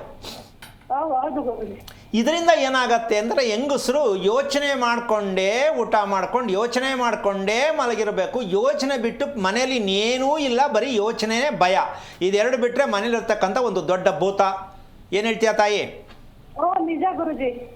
ಯಾಕೆ ನೀವು ಮನೆ ಕಟ್ಟದ ಮೇಲೆ ನಮ್ಮ ಮನೇಲಿ ಯಾಕೆ ಹಿಂಗಾಯಿತು, ಯಾಕೆ ತಿಳ್ಕೊಳ್ಳಿಲ್ಲ, ಯಾಕೆ ಆಗಲಿಲ್ಲ ನಿಮ್ಮ ಕೈಲಿ? ಸರಿಯಾಗಿ ಹೇಳಲಿಲ್ಲ ಯಾರು ಅಂತಾನೆ ಹೇಳಿದ್ವಿ ಗುರುಜಿ, ಯಾರು ಸರಿಯಾದಂತ ಮಾಹಿತಿ ನಮ್ಗೆ ಕೊಡ್ಲಿಲ್ಲ. ನಿಮ್ಮ ಯಜಮಾನ್ ಇದ್ರ ಬಗ್ಗೆ ಎಲ್ಲ ನಂಬಿಕೆ ಇದೆಯಾ? ಅದೆಲ್ಲ ತಿಳ್ಕೊಳ್ಳೋದ್ರ ಬಗ್ಗೆ ನಂಬಿಕೆ ಇದೆಯಾ? ನಂಬಿಕೆ ಇದೆ. ಓಕೆ, ನೀವೇನು ಓದಿದ್ದೀರಾ? ನಾನು ಟೀಚರ್ ಗುರುಜಿ. ಓಕೆ, ನೋಡಿ, ಟೀಚರ್ ಆಗಿದ್ದೀರಾ. ಎಷ್ಟು ಜನಕ್ಕೆ ಮಕ್ಕಳಿಗೆಲ್ಲ ಪಾಠ ಹೇಳ್ಕೊಡ್ಬೇಕು. ನಿಮ್ಮ ಒಂದು ಮಗು ಬಗ್ಗೆ ತಿಳ್ಕೊಳಕ್ಕಾಗಿಲ್ಲ ಅಂದರೆ ಬೇಜಾರಾಗ್ತಾ ಇಲ್ವಾ ನಿಮಗೆ? ಬೇಜಾರಾಗ್ತಿದೆ ಗುರುಜಿ. ನಾನ್ ಎಷ್ಟೋ ಪ್ರಯತ್ನ ಪಟ್ಟಿದ್ದೀನಿ ಈ ರೀತಿ ತಿಳ್ಕೋಬೇಕು ಈ ಒಂದು ನಕ್ಷತ್ರದ ಅಂತ. ಯಾರು ಸರಿಯಾದಂತ ಮಾಹಿತಿ ಇಲ್ಲ. ಅವನು ಯಾವ್ದೋ ಜನ್ಮದ ಹುಟ್ಟವನೇ ಈ ತರ ಹೇಳ್ತಾರೆ. ನೋಡಿ, ತಗೊಂಡೋಗ ಜನ್ಮಕ್ಕೆ ಹಾಕ್ಬಿಟ್ರು. ಇವ್ರಿಗೆ ಗೊತ್ತಾಗ್ಲಿಲ್ವಲ್ಲ, ಯಾವ್ದೋ ಜನ್ಮದ ಕರ್ಮ ಅಂತ ಹೇಳ್ಬಿಟ್ರು. ನಮ್ಮಲ್ಲೆಲ್ಲ ಬರೀ ತಪ್ಪಿಸ್ಕೊಳ್ಳೋ ಜ್ಯೋತಿಷ್ ಹೇಳೋರೆ ಜಾಸ್ತಿ. ಯಾವುದೋ ಜನ್ಮದ ಏನೋ ಆಗೈತೆ, ಓದ್ ಜನ್ಮದಲ್ಲಿ ಏನೋ ಮಾಡ್ಬಿಟ್ಟ. ನೀವು ಯಾವ್ದು ಹೇಳ್ರಿ ಏನು ಬೇಕು, ಬೇಗ ಹಿಡ್ಕೊಂಡ್ಬಿಡ್ಬೇಕು. ಯಾವ್ದು ಹೇಳಿ, ಯಾವ ಜನ್ಮದ ಹೇಳಿ ಅಂತ ಕೇಳಬೇಕು. ಹೇಳಿದ್ರೆ ಅವ್ರು ನಡೀರಿ ಆಚೆಗೆ ಅಂದ್ಬಿಡ್ತಾರೆ. ಹೇಳಕ್ ಬರಲ್ವಲ್ಲಮ್ಮ, ಹೇಳೋದ್ರೆ ಮೊದಲೇ ಹೇಳ್ತಿದ್ರು. ಈಗ ನಿಮ್ಗೆ ವಿಷಯ ತಿಳ್ಕೊಂಡಿದ್ದ ಖುಷಿ ಆಯ್ತಲ್ವಾ? ಖುಷಿ ಆಯ್ತು ಗುರುಜಿ. ಒಂದು ನಿಮ್ಗೆ ಇನ್ನೊಂದು ಸಲಹೆ ಕೊಡ್ತೀನಿ. ಈಗ ನೀವು ನಿಮ್ಮ ಅಳತೆ, ನಿಮ್ಮ ಊರ ಹೆಸರು, ನಿಮ್ಮ ಹೆಸರನ್ನ ಈಗ ತೋರಿಸ್ತಾ ಇರ್ತಕ್ಕಂಥ ಸ್ಕ್ರೀನ್ ಮೇಲೆ ಬರ್ತಾ ಇರ್ತಕ್ಕಂಥ ನಂಬರ್ 3 ಇದೆ. ಆ ಯಾವುದೋ ಒಂದು ನಂಬರ್ಗೆ ಕರೆ ಮಾಡಿ ಗುರುಗಳ ಹತ್ರ ಮಾತಾಡಿದ್ದೀವಿ, ದಯವಿಟ್ಟು ನಮ್ಗೊಂದು ಮಾಹಿತಿ ಬೇಕು ಅಂತ ಅವ್ರಿಗೆ ಹೇಳಿ, ನಾನು ನಿಮ್ಮ ಹತ್ರ ಮಾತಾಡ್ತೀನಿ. ಅದ್ರ ಮೂಲ ಏನು ಮಾಡಬೇಕು ಅಂತ ಡಿಸೈಡ್ ತೊಗೊಳ್ಳಿ. ಅನುಕೂಲ ಆಗತ್ತೆ, ಯೋಚನೆ ಮಾಡಿಬಿಡಿ, ಭಯ ಬೀಳಬೇಡಿ. ಆಯಿತಾ? ಒಳ್ಳೆಯದಾಗಲಿ. ಓಕೆ, ಧನ್ಯವಾದ ಕರೆ ಮಾಡಿದ್ದಕ್ಕೆ. ಎಸ್ಸಿನ ವೀಕ್ಷಕರೇ, ನೀವು ಕೂಡ ಗುರುಗಳ ಹತ್ರ ಮಾತಾಡಬಹುದು. ಟಿವಿ ಸ್ಕ್ರೀನ್ ಮೇಲೆ ಲಭ್ಯ ಇರುವಂಥ ನಂಬರ್ಸ್ಗೆ ಕರೆ ಮಾಡಿ ಗುರೂಜಿ ಜೊತೆ ಮಾತನಾಡಿ. ಗುರೂಜಿ ಒಬ್ರು ಕಾಲರ್ ಇದ್ದಾರೆ, ಕೊಪ್ಪಳದಿಂದ ಅನ್ನಪೂರ್ಣ ಅಂತ ಮಾತಾಡ್ಸೋಣ. ನಮಸ್ತೆ ಮಾ. ನಮಸ್ತೆ. ನಮಸ್ತೆ. ಯಾರ ಬಗ್ಗೆ ಕೇಳಬೇಕಿತ್ತು? ನಾವು ನಮ್ಮ ಮಗಳ ಬಗ್ಗೆ ಕೇಳಬೇಕಿತ್ತು. ಅವ್ರ ನಕ್ಷತ್ರ ಹೇಳಿ ಮಾ. ಅನುರಾಧ ನಕ್ಷತ್ರ. ಓಕೆ, ಗುರೂಜಿ ಇದ್ದಾರೆ, ಮಾತನಾಡಿ. ಹಲೋ. ಹಲೋ, ನಮಸ್ತೆ ಗುರು. ಯಾವೂರಿಂದ ತಾಯಿ? ಕೊಪ್ಪಳದಿಂದ. ಕೊಪ್ಪಳ ತಾಲೂಕು ಬೂದಗುಂಪ ಗ್ರಾಮ. ಓಕೆ, ಏನು ಓದಿದ್ರ ತಾವು? ನಾ 7ನೇ ಕ್ಲಾಸ್ ಓದಿನಿ ಗುರು. ಎಷ್ಟು ವರ್ಷ ಆಯ್ತು ಮದುವೆ ಆಗಿ? ಮದುವೆ ಆಗಿ 14 ವರ್ಷ ಆತ್ರಿ. ಓಕೆ, ಅನುರಾಧ ನಕ್ಷತ್ರ ಯಾರ್ದು? ನಮ್ಮ ಮಗಳದ್ರಿ, ನೈನಾ ಅಂತ. ಎಷ್ಟು ವಯಸ್ಸು ಅವಳಿಗೆ? ಆಕೆಗೆ ಈಗ 13 ವರ್ಷ. ಓಕೆ, ಏನು ಅವಳ ಬಗ್ಗೆ ನಿಮಗೆ ಡೌಟ್ ಇದೆ? ಆಕೆ ಸರಿಯಾಗಿ ಬಾತ್ರೂಮಿಗೆ ಹೋಗಲ್ರಿ. ಯಾವಾಗ ಗೊತ್ತಾಯ್ತು ನಿಮಗೆ? ನಾವು ಅಲ್ಲೇ 2-3 ವರ್ಷ ಆತ್ರಿ. ಈಗ ಮನೆಗೆ ಬಂದಾಗಿಂದ ಸರಿಯಾಗಿ ಹೋಗಲ್ರಿ. ಅಲ್ಲ ರೀ, ಅಲ್ಲಮ್ಮ, ಮನುಷ್ಯನಿಗೆ ಅಡುಗೆ ಮಾಡಿದ ಪಾತ್ರೆ ತೊಳೆದಂಗೆ ಮನುಷ್ಯನ ದೇಹ ಶುದ್ಧಿ ಆಗಬೇಕು ಬೆಳಗ್ಗೆ ಆದ ತಕ್ಷಣ, ಹೌದಾ ಅಲ್ವಾ? ಹೌದ್ರಿ. ಮತ್ತೇನು ಮಾಡ್ತಾ ಇದ್ದೀರಾ ನೀವು? ಸರಿ ಹೋಯ್ತು ಅಂತ ಬಿಟ್ಬಿಟ್ರೆ ಹಂಗೇನೆ? ಇಲ್ರಿ, ನಾವು ಹೋಗಂತೀರ್ಲಿ, ಬರಗಿಲ್ಲ ಅಂತ ಹೇಳ್ರಿ. ಅಮ್ಮ, ನಿಮ್ಗೆ ವಯಸ್ಸೆಷ್ಟು? ನಂಗೆ ಈಗ ಒಂದು 36-37 ಅದಾವ್ರಿ. ಅಲ್ಲ, ನಿಮ್ಮ ಕಂಪ್ನಿನೂ ಸ್ವಲ್ಪ ನೋಡ್ಕೊಳ್ಳಿ. ಇದಕ್ಕೆ ಹತ್ರನೇ ಇದ್ದೀರಾ ನೀವು. ಆದರೆ ನೀವು ಅನ್ಕೊಂಬಿಟ್ಟಿದ್ದೀರಾ ನಾನು ಇರೋದೇ ಹೆಂಗೆ ಅಂತ. ಇಲ್ರಿ, ಮತ್ತೆ ಈಗ ನಾವು ಒಂದು ನಿಮಿಷ ಅರ್ಥ ಮಾಡ್ಕೊಳ್ಳಿ. ನಿಮ್ಮ ಮಗಳಲ್ಲಿ ಇರ್ತಕ್ಕಂತಹ ಸಮಸ್ಯೆ ನಿಮ್ಮಲ್ಲೂ ಇದೆ ಅನ್ನೋದು ಗೊತ್ತಿದೆಯಾ? ಗುರ್ತಾಗಿದೆಯಾ ನಿಮಗೆ? ಗೊತ್ತಾಗೈತ್ರಿ. ಒಂದು ನಿಮಿಷ. ಅರೆ ರಾಮ, ನೀವು ಆಗಿದ್ದ ಮೇಲೆ ನಿಮ್ಮ ದೇಹದಲ್ಲೇ ಇರುವ ಸಮಸ್ಯೆಯಲ್ಲಿ, ಆ ಸಮಸ್ಯೆಯಲ್ಲೇ ಮಗು ಹುಟ್ಟಿದ ಮೇಲೆ ಆ ಮಗುನೂ ಹಾಗೇ ಇರುತ್ತೆ. ನೀವೇ ರಿಪೇರಿ ಆಗಿಲ್ಲ, ಮದುವೆ ಆದ್ರಿ. ನೀವೇ ರಿಪೇರಿ ಆಗಿಲ್ಲ, ಮಗು ಮಾಡ್ಕೊಂಡ್ರಿ. ಏನಮ್ಮ ಇದು? ಇಷ್ಟು ಅರ್ಥ ಆಗೋದು ಬೇಡವಾ? ಬೇರೆ ಏನು ಕೇಳೋದು ಬೇಡ, ಹಣೆ ಬರ ಕೇಳೋದು ಬೇಡ. ತಿಂದ ಊಟ ಕರೆಕ್ಟಾಗಿ ಹೊರಗೆ ಬರಬೇಕು ಸಮಯಕ್ಕೆ ಸರಿಗೆ ಅಂತ ಒಂದು ಪ್ರಜ್ಞೆ ಇಲ್ಲದೆ ಮನುಷ್ಯ ಬದುಕ್ತೀನಿ ಅಂದರೆ ಅದು ಹೆಣ್ಣಿರ್ಬೋದು, ಗಂಡಿರ್ಬೋದು, ಚಿಕ್ಕದಿರ್ಬೋದು, ದೊಡ್ಡದಿರ್ಬೋದು. ಇಷ್ಟು ಒಂದು ಸಿಂಪಲ್ ಕ್ವಶನ್ ಅಂತ ನಾನು ಹೇಳ್ತಿದ್ದೀನಿ. ಸಿಂಪಲ್ ಅಲ್ಲ ಇದು. ಇನ್ನೊಂದು ಜನ್ಮ ಎತ್ತು ಬಂದ್ರೂ ನೀವು ಸರಿ ಮಾಡ್ಕೊಳಕ್ಕೆ ನಮ್ಮ ಜನಕ್ಕೆ ಅರ್ಥ ಆಗಲ್ಲ. ಇದನ್ನು ಮಲದೋಷ ಅಂತಾರೆ. ಪೂರ್ಣವಾಗಿ ಎಲ್ಲರಿಗೂ ಇರುವಂಥ ಮಲದೋಷ 99.5% ನಮ್ಮ ಇಂಡಿಯಾ ದೇಶದಲ್ಲಿ ಎಲ್ಲರಿಗೂ ಇದೆ. ಇಲ್ಲ ಅನ್ನೋ ವ್ಯಕ್ತಿ ಇದ್ದಾರೆ ಅಂತಕ್ಕಂಥ ವಿಚಾರ ಇಲ್ಲವೇ ಇಲ್ಲ ಅಂತ ಹೇಳ್ಬೋದು. ತುಂಬ ಕಷ್ಟ ಇದೆ. ಇದನ್ನು ರಿಪೇರಿ ಮಾಡೋಕ್ಕೆ ಯಾವ ಮೆಡಿಷನ್ನು ನಮ್ಮ ದೇಶದಲ್ಲಿ ಇಲ್ಲ. ಇದಕ್ಕೆ ಯಾವ ಪೂಜೆನೂ ಇಲ್ಲ. ನೋಡಿ, ಯೋಚನೆ ಮಾಡಿ, ನಮ್ಮ ದೇಹನ ನಾವು ಎಷ್ಟರ ಮಟ್ಟಕ್ಕೆ ತೊಗೊಂಡೋಗ್ತಾ ಇದ್ದೀವಿ. 13 ವರ್ಷದ ಮಗುಗೆ ಈಗ ನೀವು ಮೋಷನ್ ಪ್ರಾಬ್ಲಮ್ನ ಯಾವ ಕಾರಣಕ್ಕೂ ನಿಮ್ಮಿಂದ ರೆಡಿ ಮಾಡಲಿಕ್ಕಾಗಲ್ಲ. ಕಾರಣ ಏನು? ನಿಮ್ಮ ಮನೆ ಎಷ್ಟು ವರ್ಷದಮ್ಮ? ಈಗ 8 ವರ್ಷ ಆತ್ರಿ ನಾವು ಮನೆ ಕಟ್ಸಿದ್ದ? ಯಾವ ದಿಕ್ಕು ಬಾಗಿಲು? ಪೂರ್ವ ದಿಕ್ಕು. ರಸ್ತೆ ಯಾವುದು? ಉತ್ತರದ ದಕ್ಷಿಣ ರಸ್ತೆ ರೀ. ಉತ್ತರಕ್ಕೆ ರಸ್ತೆ ಇದೆಯಾ? ಓಕೆ. ಕಾಂಪೌಂಡ್ ಹಾಕಿದ್ದೀರಾ? ಕಾಂಪೌಂಡ್ ಇಲ್ರಿ, ಹಿಂದ ಒಂದು ಸ್ವಲ್ಪ ಮಾಡಿ ಕಾಂಪೌಂಡ್. ಓಕೆ. ಅಳತೆ ಎಷ್ಟು ಗೊತ್ತಾ ಮನೆದು? ಮನೆ ಅಳತೆ 30-40 ಅಂತ ಅಂದ್ರೆ ಇವ್ರ ಅಮ್ಮ ಸೈಟ್ ಕೇಳ್ತಾ ಅಲ್ಲ ನಾನು. ಮನೆ ಎಷ್ಟಡಿ ಕಟ್ಟಿದ್ದೀರಾ? 30-40. ಪುನಃ ಅದನ್ನೇ ಹೇಳ್ತೀಯಲ್ಲ ತಾಯಿ. ಸೈಟ್ ಇರೋದು ಎಷ್ಟು? 30-40 ಸೈಟ್ ಇರೋದಾ? ಮನೆ ಕಟ್ಟೋದು 40-30-40? ಅದನ್ನ ಕಟ್ಟಾರ 2 ರೂಮ್ ಆಗ್ಯಾವ, ಒಂದು ಹಾಲು, ಒಂದು ಕಿಚನ್. ಅಮ್ಮ ನಿನಗೆ ಈ ರೀತಿ ಮಾಹಿತಿ ಕೊಡೋಕ್ಕಾಗಲ್ಲ. ಯಾಕೆ ಅಂದರೆ ನಿಮ್ಮ ಮನೆಯ ಒಳ ಅಳತೆ ಗೋಡೆಯಿಂದ ಗೋಡೆಗೆ ಪೂರ್ವ ಪಶ್ಚಿಮ ಎಷ್ಟು, ಉತ್ತರ ದಕ್ಷಿಣ ಎಷ್ಟು, ದಯವಿಟ್ಟು ಈ ಬರ್ತಾ ಇರ್ತಕ್ಕಂಥ ಸ್ಕ್ರೀನ್ ಮೇಲೆ ಬರ್ತಾ ಇರ್ತಕ್ಕಂಥ ನಂಬರ್ ನೋಡ್ಬಿಟ್ಟು ಅವ್ರು ಕರೆ ಮಾಡಿ ವಿಷಯ ತಿಳಿಸು. ನೀನು ಒಂದು ಗೊತ್ತು ಒಂದು ಗೊತ್ತಿಲ್ಲ ಅಂತ ನಾನು ಕರೆಕ್ಟ್ ಮಾಹಿತಿ ಕೊಡೋಕ್ಕಾಗಲ್ಲ. ಒಂದು, ನಿಮ್ಮ ಮಗು ಕರೆಕ್ಟ್ ರಾತ್ರಿ ಹೊತ್ತು ಮಲ್ಕೊಂಡ ತಕ್ಷಣ ನಿದ್ದೆ ಮಾಡಲ್ಲ. 2ನೇದು, ಚೆನ್ನಾಗಿ ಹಗದು ತಿನ್ನಲ್ಲ, ಯೋಚನೆ ಮಾಡ್ಕೊಂಡು ತಿನ್ನುತ್ತೆ. 3ನೇದು, ಸಮಯಕ್ಕೆ ಸರಿಗೆ ಊಟ ಮಾಡಲ್ಲ. ಈ ತಪ್ಪು ನಿಮ್ಮ ಮನೆಯಲ್ಲಿ ನಿಮ್ಮ ಮಗಳದು ಒಬ್ಬಳದೇ ಅಲ್ಲ. ನಿಮ್ಮ ಕುಟುಂಬದ ಸತ್ಯನ ತಿಳ್ಕೊಬೇಕಂದ್ರೆ ಈ ಅಳತೆಯನ್ನು ಕಳಿಸ್ಕೊಡಿ, ವಿಷಯ ತಿಳ್ಕೊಳ್ಳಿ. ಒಳ್ಳೆಯದಾಗಲಿ. ಧನ್ಯವಾದ ಕರೆ ಮಾಡಿದ್ದಕ್ಕೆ. ಇನ್ನೊಬ್ರು ಕಾಲರ್ ಇದ್ದಾರೆ ಗುರೂಜಿ, ಲಕ್ಷ್ಮಿ ಅಂತ ಚಿತ್ರದುರ್ಗದಿಂದ. ನಮಸ್ತೆ ಅಮ್ಮ. ನಮಸ್ತೆ. ಯಾರ ಬಗ್ಗೆ ಕೇಳಬೇಕಿತ್ತು? ಅವ್ರ ನಕ್ಷತ್ರ ಹೇಳಿಮ್ಮ. ನಕ್ಷತ್ರ. ಗುರೂಜಿ ಇದ್ದಾರೆ, ಮಾತನಾಡಿ. ಹಲೋ ನಾರಾಯಣ, ಹೇಳಿಮ್ಮ. ಯಾರು? ಹಸ್ತ ನಕ್ಷತ್ರ. ಪಾಪ ಎಷ್ಟು ವರ್ಷದ್ದು? 9 ತಿಂಗಳು. ಹೆಣ್ಣ ಗಂಡ? ಗಂಡು. ಮೊದಲನೇ ಮಗುನಾ? ಮೊದಲನೇ ಮಗು. ಓಕೆಮ್ಮ. ನೀನು ಮದುವೆ ಆಗಿ ಎಷ್ಟು ವರ್ಷ ಆಯ್ತಮ್ಮ? 3 ವರ್ಷ ತುಂಬಿತ್ತು ಸರ್. ವಾರ ಯಾವುದು ಮದುವೆದು? ಗುರುವಾರ. ನೀವು ಹುಟ್ಟಿದ್ದು? ಶನಿವಾರ. ಓಕೆ. ಈಗ ಮಗು ಬಗ್ಗೆ ಏನು ಡೌಟ್ ಇದೆ ನಿಮಗೆ? ಸುಮ್ಮನೆ ಆಟ ಮಾಡ್ತಾನೆ ಸರ್, ಜೋಳ ಕಿರಿಕಿರಿ ಮಾಡ್ತಾನೆ. ಆಮೇಲೆ ನಾವು ಮುಗಿದ್ದೆ ಅಷ್ಟ. ನಿನಗೆ ಹಠ ಇದೆಯಾ, ಕೋಪ ಇದೆಯಮ್ಮ ನಿನಗೆ? 2 ಇದಾವೆ ಸರ್. ನೋಡು, ಮತ್ತೆ ಈ ಫ್ಯಾಕ್ಟ್ರಿಲಿ ಯಾವ ಬರ್ತದೆ ಹೇಳು ಮತ್ತೆ? ನೀವು ಮಾತ್ರ ಒಪ್ಕೊಂಡ್ಬಿಡ್ಬೋದು, ತಾಯಿ ತಂದೆ ಒಪ್ಕೊಳ್ಳಲ್ಲ. ಮಗು ಮಾತ್ರ ತೋರಿಸ್ತಾರೆ ಮಗು ಹಠ ಮಾಡುತ್ತೆ ಅಂತ. ಅಮ್ಮ ಸರಿನಾ? ಹಲೋ, ನಿನಗೆ ಹಠ ಇದೆ, ಬೇಜಾರಿದೆ, ಹೌದಲ್ಲಮ್ಮ? ತುಂಬಾ ಬೇಜಾರಿದ್ರೆ ಹಂಗಿದ ಮೇಲೆ ಈಗ ಮಗುಗೆ ಹಿಂಗಿದೆ ಅಂದ್ರೆ ಈ ಕಾರಣ ತಿಳ್ಕೊಳ್ಳೋಣ ಅಂತ ಕೇಳ್ತಾ ಇದೆಯಾ? ಓಕೆ. ನಿಮ್ಮ ಮನೆ ಎಷ್ಟು ವರ್ಷದ್ದು? ನಮ್ಮನೆ ಈಗ 10 ವರ್ಷದ ಕಟ್ಟಿದ್ದಾರೆ. ಕಟ್ಸಿದ್ದಾ? ಓಕೆ. ಅದ್ರ ಅಳತೆ ಗೊತ್ತಾ? ಇಲ್ಲ ಸರ್, ಗೊತ್ತಿಲ್ಲ. ಅಳತೆ ತಗೋ ಫಸ್ಟು. ನಿಮ್ಮ ಯಜಮಾನ್ ಇದ್ರ ಬಗ್ಗೆ ಎಲ್ಲ ನಂಬ್ತಾರಾ? ನಂಬ್ತಾರೆ ಸರ್. ಸರಿ, ಹಾಗಿದ್ಮೇಲೆ ಇದನ್ನ ಮನೆ ಅಳತೆ ತಗೋ ಅಂತ ಹೇಳಿ ಯಜಮಾನರಿಗೆ. ಪೂರ್ವ ಪಶ್ಚಿಮ ಎಷ್ಟು, ಉತ್ತರ ದಕ್ಷಿಣ ಎಷ್ಟು ಅಂತ ಅಳತೆ ತಗೊಂಡು ಮತ್ತೆ ಹಸ್ತ ನಕ್ಷತ್ರ ಅಂತಕ್ಕಂತಹ ಲೆಕ್ಕಾಚಾರಕ್ಕೆ ಹೋದರೆ ಗಂಡು ಮಗುನ ಹೆಣ್ಣು ಮಗುನ? ಗಂಡು ಮಗು ಸರ್. ಸೊ ಈಗ ನಿಮ್ಮ ತಂದೆ ಮನೆ ಕತೆ ಈ ಮಗುನಲ್ಲಿ ಬಂದಿದೆ ಸರ್. ಅದೇ ಸಮಸ್ಯೆ. ನನ್ನ ಅದೇ ಅನ್ನಿಸ್ತಾ? ಸರ್, ನನ್ನ ತಮ್ಮ ಸೇಮ್ ನಾವು ಹುಟ್ಟಿದ ದಿಕ್ಕನೇ ಬಿಟ್ಟಿದ್ದಾರೆ. ಸರಿ, ಯಾಕೆ ತಿಳ್ಕೊಳ್ದೆ ಹಿಂಗೆ ಎಳ್ಕೊಂಡು ಹೋಗ್ತಿದ್ದೀರಾ? ನಿಮ್ಮ ಅಪ್ಪನ ಮನೆಯಲ್ಲೂ ಈ ಕಂಪ್ಲೇಂಟು, ನಿಮ್ಮ ಮನೆಯಲ್ಲೂ ಈ ಕಂಪ್ಲೇಂಟ್, ಹಿಂಗೆ ಎಳ್ಕೊಂಡು ಹೋಗ್ತೀರಾ? ಇಲ್ಲ ಸರ್, ಅದನ್ನ ತಿಳ್ಕೋಬೇಕು ಅಂತ ತುಂಬಾ ಕೆಲಸ ಮಾಡ್ತೀನಿ ಸರ್. ಅದನ್ನ ಹೆಂಗ್ ತಲುಪೋದು ಅಂತ ಹೆಂಗ್ ಕೊಡ್ಬೇಕು ಅಂತ. ಅಲ್ಲಮ್ಮ, ಫೋನ್ ಮೂಲಕನೇ ತಿಳ್ಕೊಳಕ್ಕಾಗತ್ತ ತಾಯಿ? ಬುಡ್ಕೊಂಡು ಬರಬೇಕಲ್ಲ. ಮಾಧ್ಯಮದಲ್ಲಿ ದಿನ ನೋಡ್ತೀಯ ಕಾರ್ಯಕ್ರಮನ, ಅಡ್ರೆಸ್ ತಿಳ್ಕೊಂಡು ಬರೋಕ್ಕಾಗಲ್ಲ ಅಂದರೆ ಅದು ಬಿಡಲ್ಲ ನಿಮ್ಮನ್ನ.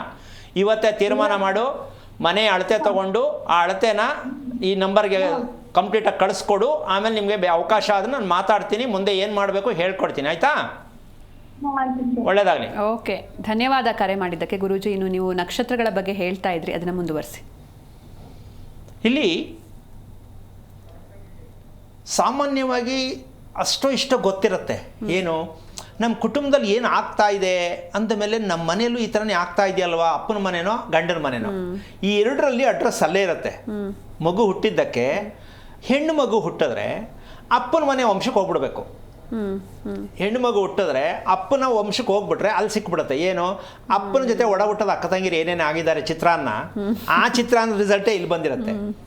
ಆಮೇಲೆ ಅವರಮ್ಮ ಅಂದ್ರೆ ಅಜ್ಜಿ, ಇಷ್ಟರಲ್ಲಿ ಸಿಕ್ಬಿಡುತ್ತೆ ಕಣಮ್ಮ. ಗಂಡು ಮಗು ಆಗಿದ್ರೆ ಮನೇಲಿರ್ತಕ್ಕಂಥ ಪತ್ನಿ ಇರ್ತಾರೆ, ಧರ್ಮಪತ್ನಿ, ಅವ್ರ ಸಹೋದರರು, ಅವ್ರ ಜನ್ಮ ಕೊಡ ತಂದೆ, ಅಮ್ಮ, ಈ ಎರಡರಲ್ಲೇ ರಿಸಲ್ಟ್ ಇರುತ್ತೆ. ಈ ಎರಡೂ ಸತ್ಯವನ್ನು ತಿಳ್ಕೊಳ್ದೆ ನಮ್ಮ ಜನ ಶಾಸ್ತ್ರ ಕೇಳ್ತೀನಿ, ಜ್ಯೋತಿಷ್ಯ ಕೇಳ್ತೀನಿ, ದೇವ್ರ ಹತ್ರ ಹೋಗ್ತೀನಿ, ನೀವೇ ತಿಳ್ಕೊಳ್ರಿ. ನಿಮ್ಮ ಮನೆಯಲ್ಲಿ ಆಗ್ತಾ ಇರೋ ಸಮಸ್ಯೆಗಳಿಗೆ ಗಂಡಲ್ಲಿ ಸಮಸ್ಯೆ ಬಂದರೆ ಹೆಣ್ಣಿನ ವಂಶ ತಗೊಳ್ಳಿ, ಹೆಣ್ಣಲ್ಲಿ ಬಂದರೆ ಗಂಡಿನ ವಂಶ ತಗೊಳ್ಳಿ. ನಿಮ್ಮ ಮನೇಲಿ ಏನು ನಡೀತಾ ಇದೆ, ನಮ್ಮಲ್ಲಿ ಆ ಮಗು ಹುಟ್ಟಿದೆ ಅಂತ ತಿಳ್ಕೊಳ್ದೇನೆ ನೀವು ಅದನ್ನು ರಿಪೇರಿ ಮಾಡ್ಕೋಬೇಕು ಅಂತ ಪ್ರಯತ್ನ ಮಾಡಿ. ಈ ಸತ್ಯವನ್ನು ಬೇರೆ ನೀವು ಎಲ್ಲೇ ಜ್ಯೋತಿಷಿಗಳ ಹತ್ರ ಹೋದರೆ ಅಪ್ರಾಣೆ ಯಾರೂ ಬಾಯಿ ಬಿಡಲ್ಲ. ಅದು ಗೊತ್ತಿಲ್ಲವೋ ಇಲ್ಲೋ ನನಗೆ ಗೊತ್ತಿಲ್ಲ, ನೀವೇ ಡಿಸೈಡ್ ಮಾಡಿ. ಕಾರ್ಯಕ್ರಮ ನೋಡ್ತಾ ಇರೋರು ಪ್ರತಿಯೊಬ್ಬರು ನಾನು ಹೇಳೋಕ್ಕೆ ಇಷ್ಟಪಡ್ತೀನಿ, ಆರೋಗ್ಯ ರಹಸ್ಯ ಕಾರ್ಯಕ್ರಮ ಅಂದರೆ ನಮಗೊಂದು ಜ್ಞಾನೋದಯ ಆಗ್ತಾ ಇದೆ, ನಮಗೊಂದು ತಿಳುವಳಿಕೆ ಬರ್ತಾ ಇದೆ, ನಮಗೆ ಅರಿವನ್ನು ಮೂಡಿಸ್ತಾ ಇದೆ, ನಾವೇನೋ ವಿಷಯ ತಿಳ್ಕೊಳ್ಳೋಕೆ ಪ್ರಯತ್ನ ಮಾಡ್ತಾ ಇದ್ದೀವಿ, ಇಲ್ಲೇನೋ ಒಂದು ಸತ್ಯ ಇದೆ. ಇದು ಪ್ರತಿಯೊಬ್ಬರು ಅರ್ಥ ಮಾಡಿಕೊಂಡು ಕಾರ್ಯಕ್ರಮ ನೋಡಬೇಕು. ಯಾಕೆ ಅಂದರೆ ನೀವು ಯಾರ ಹತ್ರನೋ ಕೈಕಟ್ಟೆ ಕೊಟ್ಕೊಂಡು ಕಾಯ್ಕೊಂಡು ಕೂತ್ಕೊಳ್ಳೋದು ಬೇಡ. ನಮ್ಮ ಸಮಸ್ಯೆ ಯಾವುದರಿಂದ ಬರ್ತಾ ಇದೆ, ಆ ಸಮಸ್ಯೆಗೆ ಪರಿಹಾರ ಸಿಗುತ್ತೆ ಈ ಕಾರ್ಯಕ್ರಮದಲ್ಲಿ ಅನ್ನೋದು ನಿಮಗೆ ಗಂಡಾಘೋಷವನ್ನು ನಾನು ಹೇಳೋಕ್ಕೆ ಇಷ್ಟಪಡ್ತೀನಿ. ಅದನ್ನು ನೀವೆಲ್ಲ ಬಳಸ್ಕೊಳ್ಳಿ, ನೆಮ್ಮದಿಯಾಗಿ ಬದುಕೋಕ್ಕೆ ಪ್ರಯತ್ನ ಮಾಡಿ. ಇದ್ರ ಮೇಲೆ ನಾನು ಇನ್ನೂ ಹೇಳೋಕ್ಕೆ ಇಷ್ಟಪಡಲ್ಲ, ಬೇರೆಯವ್ರನ್ನ ನಿಂದನೆ ಮಾಡೋದು ಬೇಡ. ಸರಿಗಿಲ್ಲ, ನಿಮ್ಮ ಥರ ಯಾರೂ ಹೇಳಲಿಲ್ಲ, ನಿಮ್ಮ ಮದುವೆ ಆಗಿ ಮುಂಚೆ ನೀವೇ ಸಿಕ್ಕಿದ್ರೆ ನಾನು ಮದುವೆ ಸರಿಯಾಗಿ ಮಾಡ್ಕೊತಿದ್ದೆ, ಇದೆಲ್ಲ ಕಾರಣಗಳು ಬೇಡ. ಈಗಾರು ಸಿಕ್ಕಿದಾರಲ್ಲ ಗುರುಗಳು, ಕರೆಕ್ಟ್ ಮಾಹಿತಿ ಸಿಗ್ತಾ ಇದೆ, ನಮ್ಮಟ್ಟಲ್ಲಿಟ್ಟರು ಮಕ್ಕಳನ್ನ ರಿಪೇರಿ ಮಾಡೋಣ, ಮಕ್ಕಳು ಹೊಟ್ಟೆಯಲ್ಲಿ ಹುಟ್ಟೋದು ಮಕ್ಕಳು ರಿಪೇರಿ ಮಾಡೋಣ. ಈ ಸತ್ಯವನ್ನು ದಯವಿಟ್ಟೆಲ್ಲ ತಿಳ್ಕೊಳ್ಳೋಕೆ ಪ್ರಯತ್ನ ಮಾಡಿ. ಬೇರೆಯವ್ರ ಹತ್ರ ಕೇಳಿ ತಲೆ ಕೆಡಿಸ್ಕೋಬೇಡಿ. ಈ ಸತ್ಯ ನೇರವಾಗಿ ಸಿಗ್ತಾ ಇದೆ ನಿಮಗೆ, ಪ್ರಯತ್ನ ಮಾಡಿ. ಹೌದು, ಖಂಡಿತ ಗುರುಜಿ. ಒಬ್ರು ಕಾಲರ್ ಇದ್ದಾರೆ ಶಿವಮೊಗ್ಗದಿಂದ, ಸ್ನೇಹ ಅಂತ, ಮಾತಾಡ್ಸೋಣ. ನಮಸ್ತೆ ಅಮ್ಮ. ಹಲೋ, ನಮಸ್ತೆ. ನಮಸ್ತೆ ಮೇಡಮ್. ಯಾರ ಬಗ್ಗೆ ಕೇಳಬೇಕಿತ್ತು? ನಮ್ಮ ಬಗ್ಗೆ ಕೇಳಬೇಕಿತ್ತು. ನಿಮ್ಮ ನಕ್ಷತ್ರ ಹೇಳಿಮ್ಮ. ನಮ್ದು ಸ್ವಾತಿ ನಕ್ಷತ್ರ.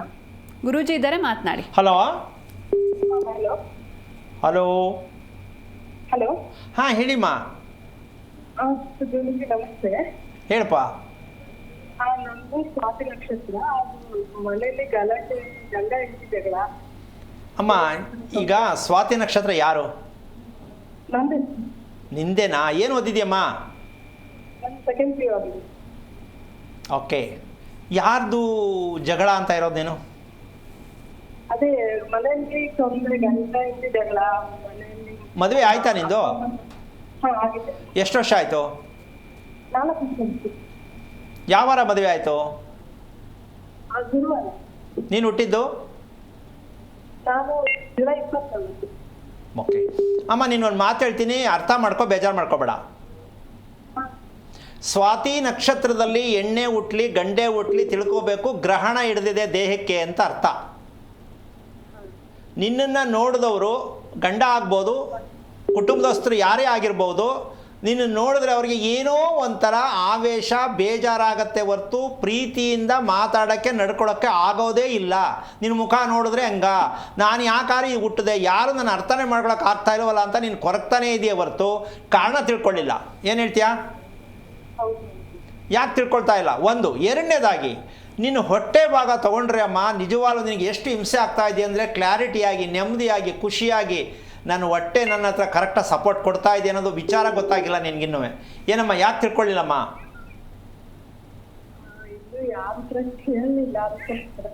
ಅಲ್ಲ, ನಾವು ನೆಮ್ಮದಿಯಾಗಿ ಇರಬೇಕಲ್ವ ತಾಯಿ? ಮತ್ತು ಆರೋಗ್ಯವಾಗಿ ನೆಮ್ಮದಿಯಾಗಿಲ್ಲ ಅಂದರೆ ಯಾತಕ್ಕೆ ಬದುಕು, ಯಾತಕ್ಕೆ ಮದುವೆ, ಯಾತಕ್ಕೆ ಮಕ್ಕಳು, ಯಾತಕ್ಕೆ ಪ್ರಪಂಚ ಬೇಕಾಗುತ್ತೆ? ಸ್ವಲ್ಪ ಯೋಚನೆ ಮಾಡು. ನಿಮ್ಮಂಥ ಓದದ ಮಕ್ಕಳು ಇಷ್ಟೊಂದು ಆಧುನಿಕ ಪ್ರಪಂಚದಲ್ಲಿ ಏನೇನೋ ಕಂಡುಹಿಡಿದು ಬಿಡ್ತಾ ಇದ್ದೀವಿ, ಏನೆಲ್ಲ ತಿನ್ನೋದೆಲ್ಲ ಮಾಡ್ತಾ ಇದ್ದೀವಿ. ಆದರೆ ನಮ್ಮ ದೇಹಕ್ಕೋಸ್ಕರವಾಗಿ ನೆಮ್ಮದಿಯಾಗಿರೋದಕ್ಕೆ ಯಾರ ಕೈಲೂ ಏನೂ ಕಂಡುಹಿಡಿಯೋಕ್ಕಂತೂ ಆಗಿಲ್ಲ, ಆಗೋದೂ ಇಲ್ಲ. ಅದನ್ನು ನಾವು ಹಂಗೆ ಅವ್ರ ಹಿಂದೆನೇ ನಾವು ಹೋಗ್ಬಿಟ್ರೆ ನಾವು ತೀರ್ಮಾನ ಮಾಡಬೇಕು, ನನ್ನ ಹುಟ್ಟಿಗೆ ಮೂಲ ಕಾರಣ ತಂದೆ ತಾಯಿ ಆಗಿರ್ತಾರೆ. ಆದರೆ ನಮ್ಮ ದೇಹದ ರಿಪೇರಿ ನಾವೇ ಮಾಡ್ಕೋಬೇಕು, ನಾವೇ ತಿಳ್ಕೋಬೇಕು ಅನ್ನೋ ಸತ್ಯ ತಿಳ್ಕೊಳ್ಳಮ್ಮ. ನೀನು ಯಾರನ್ನೂ ನಿಂದಿಸಕ್ಕೆ ಹೋಗಬೇಡ, ಯಾರೂ ನಿಂದಿಸ್ಬೇಡ. ಇದು ನಾನು ತಿಳ್ಕೊಳ್ದೇ ಇರೋ ಅಪರಾಧ ಅಂತ ತಿಳ್ಕೊಂಡು ತೀರ್ಮಾನ ಮಾಡಿ ನರಸಿಂಹಸ್ವಾಮಿ ದೇವಸ್ಥಾನಕ್ಕೆ ಹೋಗಿದೆಯಾ ಯಾವಾಗಾದರೂ? ಒಂದ್ ಟೈಮ್ ಹೋಗಿದ್ದೀನಿ. ಹೇಗನ್ಸುತ್ತೆ ನಿನಗೆ ನರಸಿಂಹಸ್ವಾಮಿ ಹತ್ರ ಹೋಗಿ ನಿಂತ್ಕೊಂಡ್ರೆ? ಏನೋ ಸ್ವಲ್ಪ ಸಮಾಧಾನ ಆಗುತ್ತೆ ಅಲ್ವಾ? ಅಂದರೆ ತಿಳ್ಕೋಬೇಕು ಏನು ಅಂದರೆ, ತಂದೆ ವಂಶ, ನಿಮ್ಮ ತಂದೆಯ ವಂಶದಲ್ಲಿ ನಿಮ್ಮ ತಾಯಿಯ ವಂಶದಲ್ಲಿ ಎರಡೂ ವಂಶದಲ್ಲೂ ಕೂಡ ಎಡೆ ಹಾಕ್ತಕ್ಕಂಥ ಸಂಪ್ರದಾಯ ಇದೆ, ಹೌದಾ? ಹೌದೌದು ಇದೆ. ಈ ಎಡೆ ಹಾಕೋ ಸಂಪ್ರದಾಯದಲ್ಲಿ ಹುಟ್ಟೋದೇ ನಿಂಬೆಹಣ್ಣು ಬೇಕು, ತಡೆ ಒಡಿಸ್ಬೇಕು, ಯಂತ್ರ ಕಟ್ಟಿಸ್ಕೋಬೇಕು, ದೇವಸ್ಥಾನಕ್ಕೆ ಹೋಗಬೇಕು, ದಿನಕ್ಕೊಂದು ದೇವಸ್ಥಾನಕ್ಕೆ ಹೋಗಬೇಕು, ದಿನಕ್ಕೊಂದು ಮಂತ್ರ ಹೇಳಬೇಕು. ಈ ಥರ ವಿಚಿತ್ರವಾದ ನಕ್ಷತ್ರ ಸ್ವಾತಿ ನಕ್ಷತ್ರ. ಇದನ್ನು ಪಾಪ ಗಣಪಂಡಿತರುಗಳು ಕೆಲವರು ನರಸಿಂಹಸ್ವಾಮಿ ನಕ್ಷತ್ರ ಭಾರಿ ಒಳ್ಳೆಯದು ಅಂತೇಳಿ ಬಾಯಿ ಮುಚ್ಚಿಸಿ ತಲೆ ಮೇಲೆ ಕಲ್ಲು ಒರೆಸಿ ದುಡ್ಡು ಈಸ್ಕೊಂಡು ಕಳಿಸ್ಬಿಡ್ತಾರೆ. ಅಪ್ರಾಣೆ ಅಲ್ಲ. ಸ್ವಾತಿ ನಕ್ಷತ್ರ ಕುಟುಂಬಕ್ಕೆ, ದೇಹಕ್ಕೆ ವಿಚಿತ್ರವಾದ ಹಿಂಸೆ ಕೊಡ್ತಕ್ಕಂಥ ನಕ್ಷತ್ರ. ಏನಕ್ಕೆ ಅಂದರೆ ಹಿರಿಯರಿಂದ ಯಾವುದೇ ರೀತಿ ಆಶೀರ್ವಾದಗಳು ಸಿಕ್ಕಿಲ್ಲ, ಸಿಗೋದು ಇಲ್ಲ. ಅದಕ್ಕೆ ಹೊಂದಾಣಿಕೆ ಯಾರ ಜೊತೆನೂ ಆಗಲ್ಲ. ಲವ್ ಮದುವೆ ಮಾಡಿಕೊಂಡ್ರು ಅಷ್ಟೇ, ಅರೇಂಜ್ ಮದುವೆ ಮಾಡಿಕೊಂಡ್ರು ಅಷ್ಟೇ, ಮದುವೆ ಮಾಡ್ಕೊಳ್ಳದೆ ಇದ್ದರೂ ಅಷ್ಟೇ. ಏನೇ ನೀನು ಹೇಗೆ ಥರ ಇದ್ರೂ ಕೂಡ ನಿನ್ನ ಜೀವನ ಹೇಗೆ ಆರಿಸ್ಕೊಂಡ್ರು ನಿನ್ಗೆ ನೆಮ್ಮದಿ ಸಿಗಲ್ಲ. ಅದಕ್ಕೆ ನೀನು ಮನೆ ಅಳತೆ ಗೊತ್ತಾಗಿದೆಯಮ್ಮ? ನೀವಿರೋ ಮನೆದು? ನಾವೀಗ ಬಾಡಿಗೆ ಮನೇಲಿ ಇದ್ದೀವಿ. ಓಕೆ, ಎಷ್ಟು ವರ್ಷದಿಂದ ಇದೆಯಾ? ಜೊತೆ ತಾಯಿ ಮನೇಲಿ ಇರೋದು. ಓಕೆ, ಆಯ್ತಮ್ಮ. ನಿಮ್ಮ ತಾಯಿ ಮನೆ ಅಳತೆ ಗೊತ್ತಿದೆಯಾ? ಅಂದ್ರೆ ಊರಲ್ಲಿ ಸ್ವಂತ ಮನೆ ಇದೆ, ಅದು 30-40 ಸೈಟು. ಅಲ್ಲ, ಸೈಟ್ ಅಷ್ಟಲ್ಲಮ್ಮ, ಮನೆ ಎಷ್ಟು ಕಟ್ಟಿದ್ರೆ ಅದೊಂದು ಅಳತೆ ಕೊಟ್ಟರೆ ಇಡೀ ನಿಮ್ಮ ಕುಟುಂಬದ ಕತೆ ಗೊತ್ತಾಗತ್ತೆ. ಮನೆ ಕಟ್ಟಿರೋದು ಒಳ ಅಳತೆ, ಪೂರ್ವ ಪಶ್ಚಿಮ ಉತ್ತರ ದಕ್ಷಿಣ ಒಳ ಅಳತೆ ಕೊಟ್ಟರೆ ನೀನು ಎಲ್ಲೇ ಇರು, ನಿಮ್ಮ ಕಟ್ಟಿರೋ ಮನೆ ನಿಮಗೆ ಯಾವ ಮಟ್ಟಕ್ಕೆ ತಿರುಗಿಸುತ್ತೆ ಅಂತ ಅಲ್ಲಿ ಗೊತ್ತಾಗತ್ತೆ. ಇದನ್ನು ನೀನು ಸ್ಕ್ರೀನ್ ಮೇಲೆ ಬರ್ತಾ ಇರ್ತಕ್ಕಂಥ ನಂಬರ್ಗೆ ಫೋನ್ ಮಾಡಿ ವಿಷಯ ತಿಳಿಸು, ಅಳತೆ ಕೊಡು, ನಿನ್ನ ಬಗ್ಗೆ ನೀಟಾಗಿ ತಿಳ್ಕೊ. ಏನೂ ಆಗಿಲ್ಲ, ಯಾವುದ್ರ ಬಗ್ಗೆ ಯೋಚನೆ ಮಾಡಬೇಡ, ಬೇರೆಯವ್ರನ್ನೇ ನಿಂದನೆ ಮಾಡಬೇಡ. ನಾನು ತಿಳ್ಕೊಂಡು ಸರಿ ಹೋಗ್ತೀನಿ, ಅಷ್ಟು ಪ್ರಯತ್ನ ಮಾಡ್ತಾಯಿ. ಒಳ್ಳೆಯದಾಗಲಿ. ಓಕೆ, ಧನ್ಯವಾದ ಕರೆ ಮಾಡಿದ್ದಕ್ಕೆ. ಎಸ್ಸಿನ ವೀಕ್ಷಕರೇ, ನೀವು ಕೂಡ ಗುರುಗಳ ಹತ್ರ ಮಾತಾಡಬಹುದು. ಟಿವಿ ಸ್ಕ್ರೀನ್ ಮೇಲೆ ಲಭ್ಯ ಇರುವಂಥ ನಂಬರ್ಸ್ಗೆ ಕರೆ ಮಾಡಿ ಗುರೂಜಿ ಜೊತೆ ಮಾತನಾಡಿ. ಗುರೂಜಿ, ಇನ್ನು ಶಕ್ತಿಯುತ ಮನೆ ಯಾವುದು ಅಂತ? ಈಗ ಮನೆಯಲ್ಲಿ ಶಕ್ತಿ ಹೇಗೆ ತಂದ್ಕೊಳ್ಳೋದು ಅಂತ ಕೆಲವರಿಗೆ ಪ್ರಶ್ನೆ ಆಗತ್ತೆ. ಹಾಗಾದರೆ ನಾವು ಕಟ್ಟಿರೋ ಮನೇಲಿ ಶಕ್ತಿ ಇಲ್ವಾ? ಈಗ ಇಲ್ಲಿ ದೊಡ್ಡ ವಿಶೇಷವಾದ ಪ್ರಶ್ನೆ ಏನಂದರೆ, ಶಕ್ತಿ ಅಂದರೆ ಏನು? ಮನೆಗೆ ಶಕ್ತಿ, ಮನೆಯಲ್ಲಿ ಶಕ್ತಿ ಹೇಗೆ ತಗೋಬೇಕು? ಹಾಗಾದರೆ ಭೂಮಿ ಏನಾಗಾದರೆ ಭೂಮಿಲಿ ಶಕ್ತಿ ಇಲ್ವಾ? ಆದರೆ ಈ ಎರಡು ವಿಚಾರಗಳನ್ನ ಕರೆಕ್ಟಾಗಿ ಗಮನಿಸ್ಕೋಬೇಕು. ಈ ಭೂಮಿ ಮೇಲೆ ನಾವು ಮನೆ ಕಟ್ತಾ ಇದ್ದೀವಿ, ಮೊದಲಿಂದ ಕಟ್ಕೊಂಡು ಬಂದಿದ್ದೀವಿ, ಹೌದಾ? ಇದಕ್ಕೆ ಉತ್ತರ ತುಂಬ ಸರಳ. ನಿಮ್ಮ ಅಪ್ಪ ನಿಮ್ಮ ತಾತ ಆ ಕಾಲದಿಂದ ನೋಡ್ಕೊಂಡು ಬನ್ನಿ, ಎರಡೆರಡು ಮದುವೆ ಆಗಿರೋದು, ಊರು ಬಿಟ್ಟು ಹೋಗಿರೋದು, ಆತ್ಮಹತ್ಯೆ ಮಾಡ್ಕೊಂಡಿರೋದು ನಡೀತಾನೆ ಇದೆ, ಹೌದಾ? ನೀವು ಭೂಮಿ ಮೇಲೆ ಮನೆ ಕಟ್ತಾ ಇರೋದು ಸತ್ಯನೇ. ಆದರೆ ನಿಮ್ಮ ಮನೆಯ ಕುಟುಂಬದ ವಿಚಾರದಲ್ಲಿ ಎಷ್ಟರ ಮಟ್ಟಕ್ಕೆ ನೆಮ್ಮದಿಯನ್ನು ನಿಮ್ಮ ತಂದೆ ಪಡೆದ್ರು, ಅವ್ರ ತಂದೆ ಪಡೆದ್ರು, 3 ತಲೆಮಾರು ತಗೊಳ್ಳಿ ಸಾಕು, ಜಾಸ್ತಿ ಬೇಡ. ಅವರೆಲ್ಲ ಕಟ್ಟಿರೋ ಮನೆಯಲ್ಲಿ ಅವ್ರು ಸತ್ತಿರುವಂಥ ಸಾವು, ಆ ಸಂದರ್ಭಗಳು, ಎಷ್ಟು ಹಿಂಸೆ, ಇದೆಲ್ಲ ತಿಳ್ಕೊಂಡು ನೀವು ನಮ್ಮ ಅಪ್ಪ ಕಟ್ತಾ ಅಂತ ನೀವು ಸೈಟ್ ತಗೊಂಡು ಡೈರೆಕ್ಟಾಗಿ ಮನೆ ಕಟ್ಟಿಬಿಟ್ರೆ ಎಲ್ಲಿಂದ ಮನೆಗೆ ಶಕ್ತಿ ಸಿಕ್ಕತ್ತೆ? ಶಕ್ತಿ ಸಿಗೋದು ಹೇಗೆ ಅಂದರೆ, ನೀವು ತೆಗೆದುಕೊಂಡಿರುವ ನಿವೇಶನದಲ್ಲಿ ಶಕ್ತಿ ಇಲ್ಲ, ಸತ್ತಿರುತ್ತೆ. ಯಾವುದೇ ನಿವೇಶನ, ಯಾವುದೇ ಏರಿಯಾದಲ್ಲಿ, ಯಾವುದೇ ಊರಲ್ಲಿ, ಯಾವುದೇ ಪ್ರದೇಶದಲ್ಲಿ ತೆಗೆದುಕೊಂಡಿರುವ ನಿವೇಶನ ಸತ್ತಿದೆ. ಯಾಕೆ ಅಂದರೆ ಭೂಮಿಯಲ್ಲಿ ಒಂದು ಶಕ್ತಿಯನ್ನು ನಾವು ಗಮನಿಸ್ಕೋಬೇಕು. ಮನುಷ್ಯನಿಗೆ ಇರ್ತಕ್ಕಂಥದ್ದು ವಾತ, ಪಿತ್ತ, ಕಫ, ಇದು 3 ಗೊತ್ತಿರೋದು. ಏನು ಮನುಷ್ಯನಲ್ಲಿ ಇದೆ ಅಂತ, ಹೌದಾ? ನಿಜವಾಗಲೂ ಹೇಳ್ತೀನಿ, ಮನುಷ್ಯನಿಗೆ ಈ 3 ಬೇಕು, 3 ಬೇಕು. ಆದರೆ ಮನುಷ್ಯರಿಗೆ ಹೇಳ್ತಾರೆ ನಿನಗೆ ವಾತ ಪಿತ್ತ ಜಾಸ್ತಿ ಇದೆ ಅಂತ ಹೇಳ್ತಾರೆ, ಇಲ್ಲ ವಾತ ರೋಗ ಜಾಸ್ತಿ ಇದೆ ಅಂತ ಹೇಳ್ತಾರೆ, ಇಲ್ಲ ಕಫ ಜಾಸ್ತಿ ಇದೆ ಅಂತ ಹೇಳ್ತಾರೆ. ಹೊರತು ಜಾಸ್ತಿ ಏನಕ್ಕಾಯಿತು ಅಂತಕ್ಕಂಥದ್ದು ಆ ಮನೆಯಲ್ಲಿ ಈ 3 ಸತ್ಯ ಇರುತ್ತೆ. ಏನು? ಉದಾಹರಣೆ, ವಾತ ಅನ್ನೋದು ಪ್ರತಿ ಭೂಮಿಯಲ್ಲಿರುತ್ತೆ. ನಾವಿವತ್ತು ಏನು ಗ್ಯಾಸ್ಟ್ರಿಕ್ ಅಂತ ಅನುಭವಿಸ್ತಾ ಇದೆಯೋ ಮಗುವಿಂದ ಸಾಯೋವರೆಗೂ, ಗ್ಯಾಸ್ಟ್ರಿಕ್ ರೋಗ ಎಲ್ಲಿಲ್ಲ ಸ್ವಾಮಿ, ಯಾರ ಮನೇಲಿಲ್ಲ ಸ್ವಾಮಿ, ಸ್ವಲ್ಪ ಗ್ಯಾಸ್ಟ್ರಿಕ್ಕು, ಯಾವಾಗಲೂ ಒಂದ್ಸಲ ಗ್ಯಾಸ್ಟ್ರಿಕ್ಕು, ಈ ಥರ ಅದನ್ನು ಡಿಪೆಂಡ್ ಮಾಡ್ಕೊಂಡು ಹೆಂಗೆಂಗೋ ಹೇಳ್ಕೊತಾರೆ. ಈ ಗ್ಯಾಸ್ಟ್ರಿಕ್ಕಿಗೆ ವಾತರೋಗ ಅಂತಾರೆ. ಪ್ರತಿ ಭೂಮಿಯಲ್ಲೂ ವಾತರೋಗ ಇರುತ್ತೆ. ಅದನ್ನು ಹೆಂಗೆ ರಿಪೇರಿ ಮಾಡೋದು ಅಂದರೆ, ಮನೆಯ ಫೌಂಡೇಶನ್ ಕಟ್ಟಡದ ಎತ್ತರ ಎಷ್ಟು ನೀವು ಎತ್ತರ ಮಾಡ್ತೀರಾ, ಭೂಮಿಯಿಂದ ಕಟ್ಟಡದ ಎತ್ತರ ಎಷ್ಟಿರುತ್ತೆ, ಆ ಎತ್ತರಕ್ಕೆ ಎಷ್ಟು ಅಂತರ ಬೇಕಾಗತ್ತೆ, ಅದರ ಒಳಗಡೆ ಏನೆಲ್ಲ ಫಿಲ್ ಮಾಡಬೇಕಾಗತ್ತೆ. ಇದು ನಿಮ್ಮ ಮನೆಗೆ ಕೊಡುವಂಥ ಶಕ್ತಿ. ಆ ಭೂಮಿಯಲ್ಲಿ ಇರುವ ಮಣ್ಣಿನಲ್ಲಿ ಶಕ್ತಿ ಇರಲ್ಲ. ನಮ್ಮ ದೇಹದಲ್ಲೂ ಕೂಡ ಆ ಶಕ್ತಿಯುತವಾದ ಆರೋಗ್ಯ ಇರಲ್ಲ. ಆ ಮನೆಗೆ ನಾವು ತುಂಬಿದಾಗ ಇಡೀ ಕುಟುಂಬಕ್ಕೆ ಶಕ್ತಿಯನ್ನು ಕೊಡ್ತಕ್ಕಂಥದ್ದು ಮನೆಯಲ್ಲಿರುತ್ತೆ. ಅಮ್ಮ, ಆ ಡ್ರಂಪಲ್ಲಿ ಇವಾಗ ನಾವು ಹಂಡೆಲ್ಲಿ ನೀರು ತೊಗೊಂಡು ಎಲ್ಲರೂ ಕುಡಿತೀವಿ, ಹೌದಾ? ಹಾಗೆ ಮನೆಯ ವಾಸದ ಮನೆಯಲ್ಲಿ ಶಕ್ತಿ ಇದ್ದಾಗ ಗಂಡನಿಗೂ ಸಿಗುತ್ತೆ, ಹೆಂಡತಿಗೂ ಸಿಗುತ್ತೆ, ಮಕ್ಕಳಿಗೂ ಸಿಗುತ್ತೆ. ಈಗ ಗಂಡ ಹೆಂಡತಿಗೆ ಬುದ್ಧಿ ಹೇಳೋದು ಬೇಡ, ಹೆಂಡತಿ ಗಂಡನ ಬುದ್ಧಿ ಹೇಳೋದು ಬೇಡ. ಈಗ ಏನು ಹೇಳ್ತಾಯಮ್ಮ, ಗಂಡ ಹೆಂಡತಿ ಯಾವಾಗಲೂ ಜಗಳ, ಅದಕ್ಕೆ ನಾನು ತಾಯಿ ಮನೆಗೆ ಹೊಟ್ಟೋಗಿದ್ದೀನಿ. ಈ ಥರದ ಕುಟುಂಬಗಳು ಎಷ್ಟೊಂದಿಲ್ಲ. ಹೌದು. ಹೆಣ್ಣು ಕೊಡಬೇಕಾದ್ರೆ ನೀವು ಮನೆ ಕಟ್ಟೋದು ಕರೆಕ್ಟಾಗಿದೆಯಾ ಅಂತ ಯಾರು ನೋಡ್ತಾರಾ? ಹಿಂದಿನ ಕಾಲದಲ್ಲಿ ಮನೆನೇ ಮೊದಲು ಚೆಕ್ ಮಾಡ್ತಾ ಇದ್ದಿದ್ದು. 2 ದಿನ ಅಲ್ಲೇ ಇದ್ದು ಮನೆ ಚೆಕ್ ಮಾಡಿ ಹೆಣ್ಣು ಕೊಡ್ತಾ ಇದ್ರು. ಈಗ ಎಲ್ಲ ವಾಟ್ಸಪ್ ಮೆಸೇಜಲ್ಲಿ ಲವ್, ವಾಟ್ಸಪ್ ಮೆಸೇಜಲ್ಲೇ ಮದುವೆ ಆದಮೇಲೆ ಅಯ್ಯೋ ಮೊದಲು ಯಾರೋ ಒಬ್ರು ಇದ್ರಂತೆ, ಅವ್ರಿಗೆ ನಮಗೆ ಗೊತ್ತಿಲ್ಲ, ಟೋಪಿ ಯಾಕೆ ಮದುವೆ ಮಾಡ್ಕೊಂಬಿಟ್ರು ಅಂತ ಆಮೇಲೆ ಶಾಸ್ತ್ರ ಕೇಳ್ತಾರೆ ಅಲ್ವಾ? ಇದೇನು ಹೊಸ್ತೇನಲ್ಲ ಬಿಡು. 3 ಮಕ್ಕಳು ತಾಯಿ ಅಂದರೆ ಇವತ್ತು ಈ ಕಡೆ ಆ ಕಡೆ ಈ ಕಡೆ ಆಗ್ತಾ ಇದೆ. ಎಲ್ಲ ಕೇಳೋಕ್ಕೂ ಬೇಜಾರಾಗ್ತಾ ಇದೆ. ಯಾರು ವಯಸ್ಸಾಗಿ ಮದುವೆ ಆಗದೇ ಇರೋ ಹುಡುಗಿರೇನೋ ಲವ್ ಮಾಡಲಿ, ಓಕೆ. ಮದುವೆಯಾಗಿ ಮಕ್ಕಳಾಗಿ 3-4 ಮಕ್ಕಳು ಆಗ್ಬಿಟ್ಟು ಎಕ್ಸ್ಟ್ರಾ ಚೇಂಜ್ ಮಾಡ್ಕೊಳಕ್ಕೆ ಹೋದರೆ ಏನು ಆಗಿರಬೇಡ ನಮ್ಮ ದೇಶದ ಕತೆ, ಏನು ಆಗಿರಬೇಡ ನಮ್ಮ ಭೂಮಿ ಕತೆ ಅಂತ ಯಾಕೆ ಪ್ರತಿಯೊಬ್ಬರಿಗೂ ಅರ್ಥ ಮಾಡ್ಕೊಳಕ್ಕಾಗ್ತಾ ಇಲ್ಲ? ಯಾಕೆ ಈ ಸಮಸ್ಯೆ ನಮ್ಮ ದೇಶ ಅನುಭವಿಸ್ಬೇಕು? ಬೇಡ, ದೇಶಕ್ಕೆ ಹೋಗೋದು ಬೇಡ, ನಮ್ಮ ಮನೆ ಯಾಕೆ ಅನುಭವಿಸ್ಬೇಕು? ನಾವೇನೂ ಮಾಡಿಲ್ಲ, ಗೊತ್ತಿಲ್ಲದೇ ಮಾಡಿರುವುದು ಅಂತ ಅವಾಗ ಹೇಳ್ಬಿಟ್ಟಿದ್ದೀನಿ. ಅದೇ ನಿಮ್ಮ ಹೊಟ್ಟೆಯಲ್ಲಿ ಹುಟ್ಟುವ ಸಂತಾನ, ಆ ಸಂತಾನನೂ ಕೂಡ ಹುಟ್ಟುವಾಗಲೇ ಸಮಸ್ಯೆ ಅನುಭವಿಸುತ್ತೆ, ರೋಗದಲ್ಲೇ ಬರುತ್ತೆ. ಅಂದರೆ ನಿಮ್ಮ ಮನೆಯಲ್ಲಿ ಶಕ್ತಿ ಇಲ್ಲದ ಕಾರಣ, ಆ ಶಕ್ತಿ ತಂದೆ ತಾಯಿ ಪಡ್ಕೊಳ್ಳದೇ ಇರುವ ಕಾರಣ, ಶಕ್ತಿಹೀನವಾದ ತಂದೆ ತಾಯಿ ಹೊಟ್ಟೆಯಲ್ಲಿ ಶಕ್ತಿಹೀನವಾದ ಮಗು ಬರುತ್ತೆ. ಜೀವನ ಮರೆಲ್ಲ ಪೂರ್ಣವಾಗಿ ಮಗುನೂ ಅನುಭವಿಸುತ್ತೆ ಕರ್ಮ ಅಂತ. ತಂದೆ ತಾಯಿನೂ ಅನುಭವಿಸ್ತೀರಾ, ಆಮೇಲೆ ಇನ್ನೊಂದು ಮಗು ಎಲ್ಲ ನೋಡ್ಬಿಟ್ಟು ಯಾಕೆ 3 ಮಾಡ್ಕೊಂಡೆ ಅಂತ ಆಮೇಲೆ ಯೋಚನೆ ಬರುತ್ತೆ. ಒಂದನ್ನೇ ರೆಡಿ ಮಾಡ್ಕೊಳಕ್ಕಾಗ್ತಲ್ಲ, 3 ಆಗೋಯ್ತಲ್ಲ ಅಂತ. ಇದೆಲ್ಲ ಸಮಸ್ಯೆಗೆ ಸಿಕ್ಕಾಕೊಳ್ಳೋದಕ್ಕೆ ನಿಮ್ಮ ಮನೆಯ ಶಕ್ತಿಯೇ ಮೂಲ ಕಾರಣ ಆಗತ್ತೆ ಅಂತ. ಇನ್ನು ಮುಂದೆ ದಯವಿಟ್ಟು ನೀವು ಕಟ್ಟಲಿರುವ ಮನೆಗಳ ಬಗ್ಗೆ ಸ್ವಲ್ಪ ಪ್ರಾಣಶಕ್ತಿಯನ್ನು ಕೊಡೋದಕ್ಕೆ ಪ್ರಯತ್ನವನ್ನು ಮಾಡ್ತಕ್ಕಂಥದ್ದು ಪ್ರತಿಯೊಬ್ಬರ ಕರ್ತವ್ಯವಾಗಿರುತ್ತೆ. ಈಗ ವಾತ ರೋಗದ ಒಂದು ವಿಚಾರ ಆಯಿತು. ಇನ್ನು ಪಿತ್ತ, ಅಮ್ಮ, ಇವೆರಡು ಇದ್ದು ಬಿಟ್ರೆ ಮನುಷ್ಯನಿಗೆ ಹಾರ್ಟ್ ಅಟ್ಯಾಕ್ ಆಗೋದ್ರಲ್ಲಿ ಯಾವುದೇ ಸಂಶಯ ಇಲ್ಲ. ಈಗ ಮೆಡಿಕಲಲ್ಲಿ ಇದಕ್ಕೆ ಸಂಶೋಧನೆ ಮಾಡಿ ಅಪ್ರಾಣ ಇನ್ನು 50 ವರ್ಷ ಆದರೂ ಮೆಡಿಕಲ್ ಇದಕ್ಕೆ ಜಾಗ ಸಿಕ್ಕಲ್ಲ. ಹಾರ್ಟ್ ಅಟ್ಯಾಕ್ ಏನಕ್ಕಾಗತ್ತೆ ಅಂದರೆ ಮಣ್ಣಿನಿಂದ ಹಾರ್ಟ್ ಅಟ್ಯಾಕ್ ಆಗತ್ತೆ ಅನ್ನೋದ ಚಾಲೆಂಜ್ ಮಾಡಿ ರೂಪಿಸಿ ತೋರಿಸ್ತೀನಿ ನಾನು.